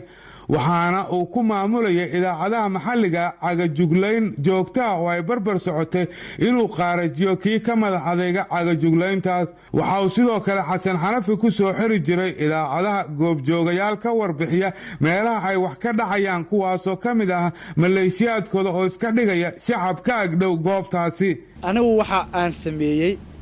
adigu oo wariya waxa u baahan tahay cid aniga iga madax bannaan oo kuu xaqiijiso waa heli kartaa in fulaan kale ereydii wax aan ka samaynay jooga inaad la xiriirtid waxa uu kuu sheegi karaa xaqiiqda jirta laakiin anigu qof aan rabo waxaa laga yaabaa inuu askari uu yahay askari al-shabaab uu yahay laga yaabaa waxaa laga yaabaa in xafiisyadooda ka shaqeeya inuu yahay laga yaabaa waxaa laga yaabaa qof taageersan mabda'ooda inuu yahay laga yaabaa ayaan kugu soo xirayaa qofkaas waxa uu kuu sheegayaa waxa aniga aan rabo dadka marka aad idaacadaha ku xiri jirteen waa dad adinkeeda ka tagtay aad weyn waa lagu baraarugsan yahay runtii waa lay sheegay hay'adaha nabadgelyada oo kale akhbaaraadka aan ka helay waxaa ka mid ah in xogaha laga helay ay ka mid yihiin inuu yidhi maaragtay marka warbaahinta gaarka loo leeyahay qaar ka mida waxaan ku khasabnaa wararka ay sii daynayaan waa u tafatirnaa dadka soo wacaya ee ay codka u furayaan qaarkood baanu ku leenahay influence oo u magacuunaa arrintaasi runtii haddee waa ficilada ay doonayaan dadkan nabaddiidka inay ku jahwareeriyaan ummadda Soomaaliyeed horta waa ay dhacday oo xataa waxaa jiray kuwa ay iyagu leeyihiin oo ay anaga wariyaal nooga dhigeen xataa dhacday oo waxaa dhacay haddii alla kuro berigii lala dagaalamayay haddii alla kuro yahay muqdisho dagaalku ka socday wiil tooshow la yiraaho wariye ahoo hadda ayaga ka mid a wuxuu noo ahay goobjoogo wararka laga qaato oo jidka warshadaha iyo aagaas wixii ka dhaca haddii alla kuro noo soo sheego ilaa aan kadib ogaanay inuu yahay haddii alla kuro xiban ayaga ka mid ahoo u shaqeeya marka kadibna uuba noqdayba wariye toosoo warbaahintooda ka shaqeey marka waa ay dhacdaa waana joogto weliba waxaa dhaca ayadoo wax dhicin inta lagu soo waco lagu yiraahdo meeshaas iyo meeshaasaa wax ka dhaceen lagana yaabo meeshaas hal bumbo in lagu tuuray oo hal qof oo lagu dhuftay iyo wax ku dhinta midna aysan jirin marka ayadoon dhicin mararka qaar in lagu soo wargeliyaa dhici jirtay waxaa intii aan ku jirnay diyaarinta barnaamijkan holnay codad fara badan oo xasan xanafi marxalado kala duwan ugu hanjabayay wariyaal gudanaya waajibaadkooda shaqo waa kan mid ka mid ah codadka hanjabaadda ee laga duubay xasan xanafi isagoo wariye u sheegaya inuu dirqi kaga fakaday xilli ay dili rabeen maalinkii hormuud oo xamarweyne aa dirqi ku fakatay mar daba insha allah ma fakanaysnina ma aha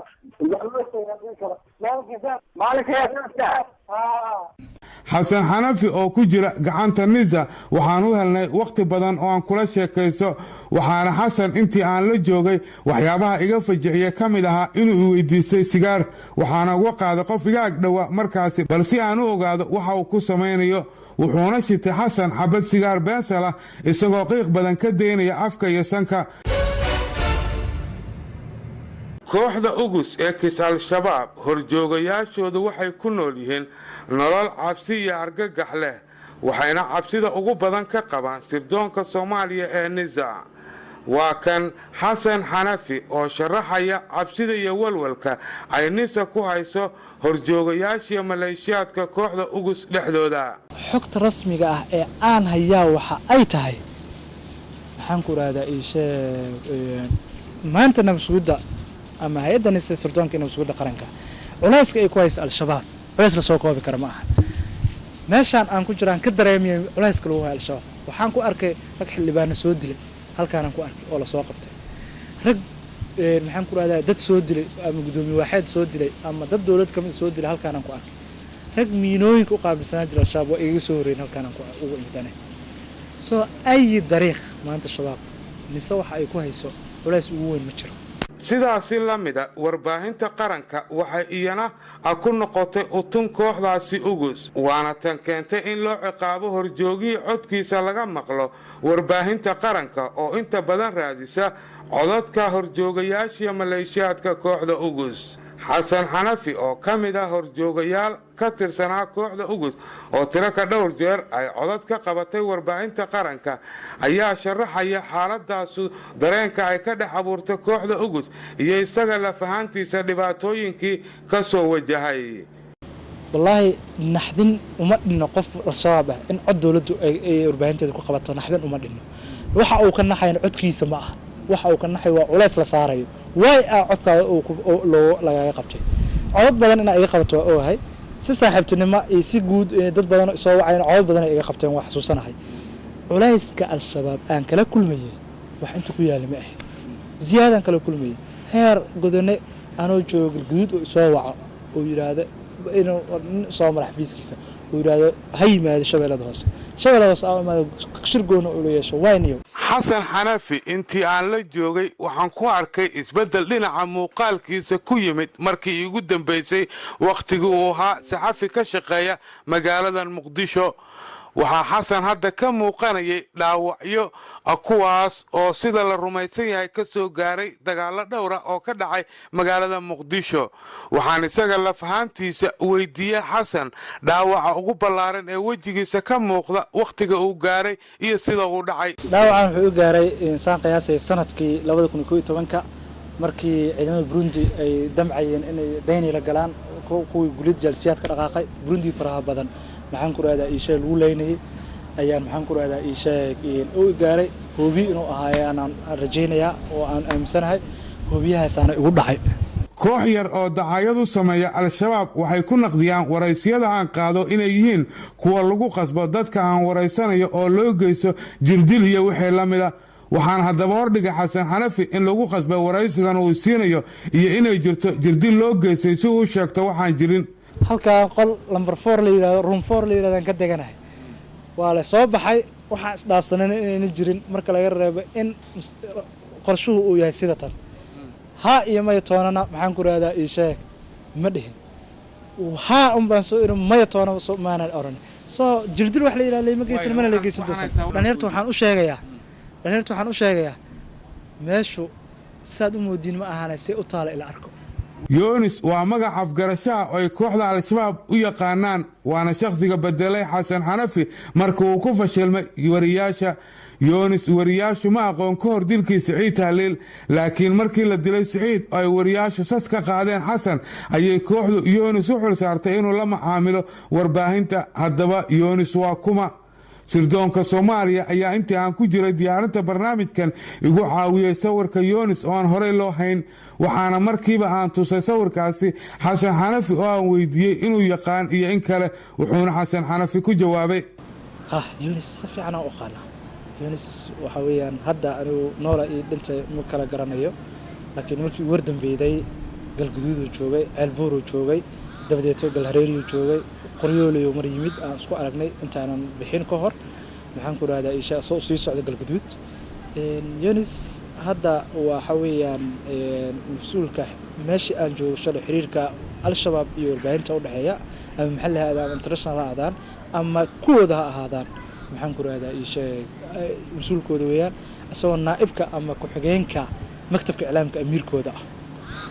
yoonis markii uu la wareegay xafiiska warbaahinta al-shabaab waxa uu bilaabay isna in sidii xasan uu wariyaasha handado waxaana ka mid ahaa wariyaashii u hanjabay allah u naxariistay liibaan cali nuur oo markaasi ka shaqaynayay idaacadda maxalliga Simba laakiin markii dambe cabsi uu ka qabo yoonis ugu soo biiray warbaahinta qaranka waxaana yoonis iyo liibaan dhex maray sheekadan halo yoonis niyo noo sheeg arrintan waxaan rabnaa inaan wax ka sheegne ana wax way sheegnaa daawno ya daawno ku kacsanaysaa maxaa dhacay waxaan ku weydiiyey xal markaa wareysanaysay maxaa la ii sheeg qaylo Afrika ku handilay miya aniga wuxuu igu handida Afrika iska quseeya idaacad la magac idaacad la macnaha ii sheeg wax loo sheegay oo xisbul islaam sheegeen iyo Jubaland maxaa iska quseey niyo yoonis oo anaga dhan si kala noocay taa saaxiibo wallahi bidaat adni wallahi ma si kala ku arka adna dhanku ku sheegin Abdulaziz Afrika oo maadsan dhiiridiisa haddii cadowgiisa maqlaan geedahay ka baxaan ninkan codkiisa hadday maqlaan geedaha ay ka baxaan waa dambadaan aad buu maadsan yahay dowladda dowladda Soomaaliya waxa ay dul saartay madaxiisa horjooga Yunis adduun dhan $30,000 cidii keenta macluumaad ku aadan sidii loo soo qaban lahaa horjoogahaas Yunis oo wixii ka dambeeyay Xasan Xanafi isagu mas'uul ka ah dilalka wariyaal ay ugu dambeysay Allah u naxariistay marxuumad Hindiye Xaaji Maxamed oo dabayaaqadii sanadkii tagay ay qarax gaarigeeda ugu xireen kooxda ugus kuwaas oo dadkii fuliyay ay ku jiraan gacanta nisa hase yeeshee maskaxda ka dambaysa wariye la dilo wixii ka dambeeyay markii Xasan Xanafi oo shaqadaasi ka wareegay waxa kooxda ugu xilsaarnaa Yunis oo hadda ay dowladda Soomaaliya abaalmarin lacageed oo $30,000 gaaraysa ku bixinayso soo qabashadiisa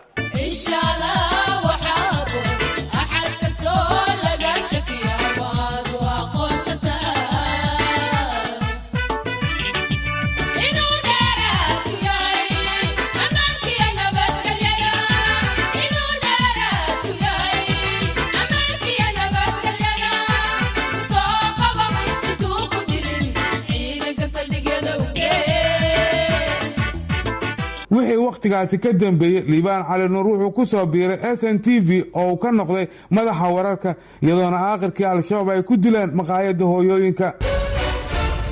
Xasan Xanafi Xaaji waxa uu muddo ka mid ahaa kooxda al-shabaab waxaan weydiiyay maalinna intuu ka mid ahaa kooxdaasi inuu ku fakiray inuu isqarxiyo in kale hadda ka hormay hadda kadibna maya xasan shalay uu ku qanacsanaa ka mid ahaanshihiisa kooxda al-shabaab isagoo aan la qasbin ayuuna muddo u qabanayay howlo kala duwan kooxdaasi laakiin maanta wuxuu ku doodayaa inuu ka qoomameynayo noloshiisii al-shabaab markii aan xasuusto noloshii maxaan ku raahdaa ii sheeg al-shabaabna runtii wax la soo koobi karo maahan sida aan noqonay waa isbedelaya magacaas kaliya aan xasuusta xataa waa isku bedelaya qanaacad guudna actually mise dhab ah ma jirto wax xaqiiqiyan ah oo qanaacad ah oo aan ku qabto ma jirto aan ku raahdaa ii sheeg al-shabaabna runtii wax la soo koobi karo maahan sida aan noqonay waa isbedelaya magacaas kaliya aan xasuusta xataa waa isku bedelaya qanaacad guudna actually mise dhab ah ma jirto wax xaqiiqiyan ah oo qanaacad ah oo aan ku qabto ma jirto Xasan Xanafi oo ay sirdoonka Soomaaliya nisa ka soo qabteen xadka Soomaaliya Kenya ay wadaagaan xilli uu doonayay inuu gudaha Kenya galo ayaa warar soo baxay waxa ay sheegayeen inuu waqtigaasi doonayay inuu u socdaalo qaar ka mid ah wadamada Yurub ama Ameerika Yurub ayaan u sii socday liajligeedina u socday dad ayaa dhahay visa waxaan haynaa Mexico oo Yurub oo Mareykanka ah dad waxay dhahayeen visa waxaan haynaa Ukraine oo Yurub saas loogu galayo Germany iyo Poland iyo wadamada xuduudda la leh saas loogu galayo dad bas si aragtidooda dhiibay laakiin anigu qaasatan waxaan rabay Jarmalka inaan aado ama Ingiriiska inaan aado labadaas mid baa ii qorshaysnay Xasan Xanafi oo 32 jir waxa uu hadda ku jira gacanta nisa wuxuuna jeclaan lahaa in la cafiyo oo aan loo maxkamadeyn dambiyadii uu geystay waxaan codsan lahaa dowladda Soomaaliya waxaan ku raadaa ii sheeg gacanteeda hadda ku jira shalay waxaan ka aaminsanaa si inaan aaminsanayn waa u sheegay waxaan ku raadaa ii sheeg bal haddii lay fiirinayo xalka buuggan xariista in lay fiiriyo insha Allah laakiin wariyaashu saaxiibadood dilay iyo helada dadkii uu dilay ayaa ku adkaysanaya inay arkaan Xasan Xanafi oo la hor keenay cadaalad wallaahi waxay ila tahay Xasan waxa uu dadkan iyo dalkan u geystay isagoo qof ah wax aad u weyn weeyaan dhibaato aad u weyn weeyaan waxa la helayaa maanta wax ku dhow 100 caruur oo Xasan khiyaanooyinkii dambiyada uu mareegay u agoontooday waxa qabriga ugu jira dad ka qiimo badnaa isaga oo soodomeeyo ku dhow oo nuucyo kala duwan ahaa waxa uu sabab u noqday in wadankan ay ka qaxaan dad ka badan 100 qof oo saxafiyiin anigu marka aragtida qof ahaaneed waxay tahay Xasan wuxuu mudan yahay waxa cadaaladdu ay qabto inuu maro oo cadaaladda la marsiiyo waxaan si caada markaan u ogaa inuu ka dambeeyay dilka la naxariistay Abi Saciid Axmed sanadii 2009 bishii labaad afarteeda oo aan arbacaha ku beegneed saacaduna ay 7:00 doornimo marka hadda waqti uu cafis dalab badan ma aha anigu waxaan qabaa oo saxafiyiinta Soomaaliyeed ay qabaan in sharciga la marsiiyo oo lagu xukumo dil toogasho si ay ugu waan qaataan kuwa kale dhagar qabayaasha wallahi kullee Xasan Xanafi aniga waxaan codsan lahaa wixii uu xaq u leeyahay oo maaragtay maxkamaday ku xukunto oo dembigu galay ah in laga jaasiyo kulle aniga taasay ila tahay sababto waxay tahay xasan dembi aan yareen uu galay qof walbana dembigu galay inuu maaragtay ciqaabteeda u helo wax meesha ku jira waan isleeyahay waxaanan codsanayaa oo aan in badan codsanayaa haddii alla ku roon yahay in la mariyo abaalkiisa oo dembigii uu galay oo ciqaabtiisa maro sababtoo ah waa dilaa laayay dad badan marka weliba waxaan ku tali lahay inaan hal mar la dilin ee la dilo haddii alla ku roon yahay maalmo badan in la dilo ayaan ku tali lahay marka sharciga in la hor keeno waxaan qabaa in cadaaladda la mariyo haddii wax ku cadaadaan ninkaas wasiirka wasaaradda warfaafinta maxamed cabdi xayir maareeye ayaa ku dhawaaqay in dowladda Soomaaliya ay u diyaarinayso Xasan Xanafi inay horgeyso cadaaladda si loogu ciqaabo dunuubtii uu geystay. Xasan Xanafi waxa la horgeynaya cadaaladda dilalka badan ee uu geystay wuxuu ka tirsan yahay ururada nabadiidka ayuu ka tirsan yahay al-shabaab iyo al-qaacida ka tirsan yahay qofkii aan isi soo dhiibin isaga oo aan dembi gacanta kula jirin oo lagu qabto qaabka Xasan Xanafi oo kale isaga oo ku dhex jira dembiyadii oo intaas oo qof dilayna sharciga dawladda uga yaala waa in la horgeeyo sharciga oo ciqaabta uu mudan yahay la marsiyo marka isaga iyo kuwa kale gacan ku dhiglayaasha ka dambeeyay ficilkii ugu dambeeyay hadda liida ka dhacayay ee aad arkaysid sida loogu xasuuqay dadka shacabka caruurta maatada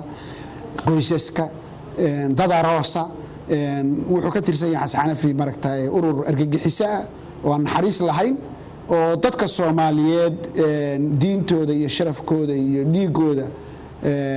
banaystay marka waxa la marsiin doonaa ciqaabta uu mudan yahay wasiirka amniga gudaha xukuumadda Soomaaliya mudane Cabdirasaaq Cumar Maxamed ayaa sheegay in ciidamada qalabka sida Soomaaliya ay waqti kasta heegan ugu jiraan ilaalinta amniga guud ee qaranka waxaan kormeer guud ku soo marnay magaalada Xamar dhamaanteed meel walba aan soo tagnayna waxa heegan ka ahaa ciidamada qalabka sida waxaan soo aragnay shacabkii oo diyaar u ah inay dawladda la shaqeeyaan amnigan ay wax ka sugaan heegankaas ayaan lagu jirayaa ciidamada amnigu waa inay hawshooda qabtaan oo ay la dagaalamaan cid walba oo qalalaaso ama wixii criminality activities ama falal dambiyeed cidii wado inay la dagaalamaan waxa kale oo aan rabnaa in shacabka iyo ciidamada amniga ay si fiican u wada shaqeeyaan dhinaca kale waxay hay'adda nabad sugidda iyo sirdoonka qaranka Soomaaliyeed NISA markii ugu horeysay soo saartay awaamiir ku aadan la xiriirida iyo macaamilka maleeshiyaadka kooxda ugus ee kisal shabaab war ka soo baxay NISA waxaa lagu sheegay in muwaadinkii lagu helo inuu telefoon kula xiriiray qof ka tirsan kooxda ugus inay tahay dambi loo ciqaabayo sidoo kale waxaa iyaduna dambi ah in lacag loo qabto ama loo kala gudbiyo kooxda ugus waxaa sidoo kale iyaduna dambi qaran ah in macaamil dhinac ganacsi ah lala yeesho cid ka tirsan kooxda ugus ee kisal shabaab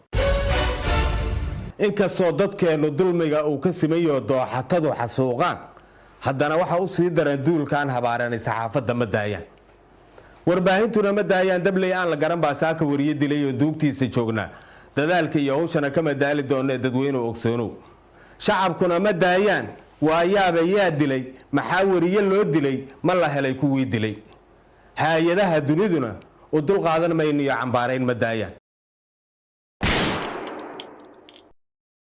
guud ahaan barnaamijkeennii dilaaga wariyaha oo uu ii farsameeyey kaameradana ii hayay saaxiibkay Moho Caraye waa naga intaa tan iyo intaan barnaamij midka lamida ku kulmayno nabaadiin iyo nooli kulanto. Assalaamu calaykum waraxmatullaahi wabarakaatu.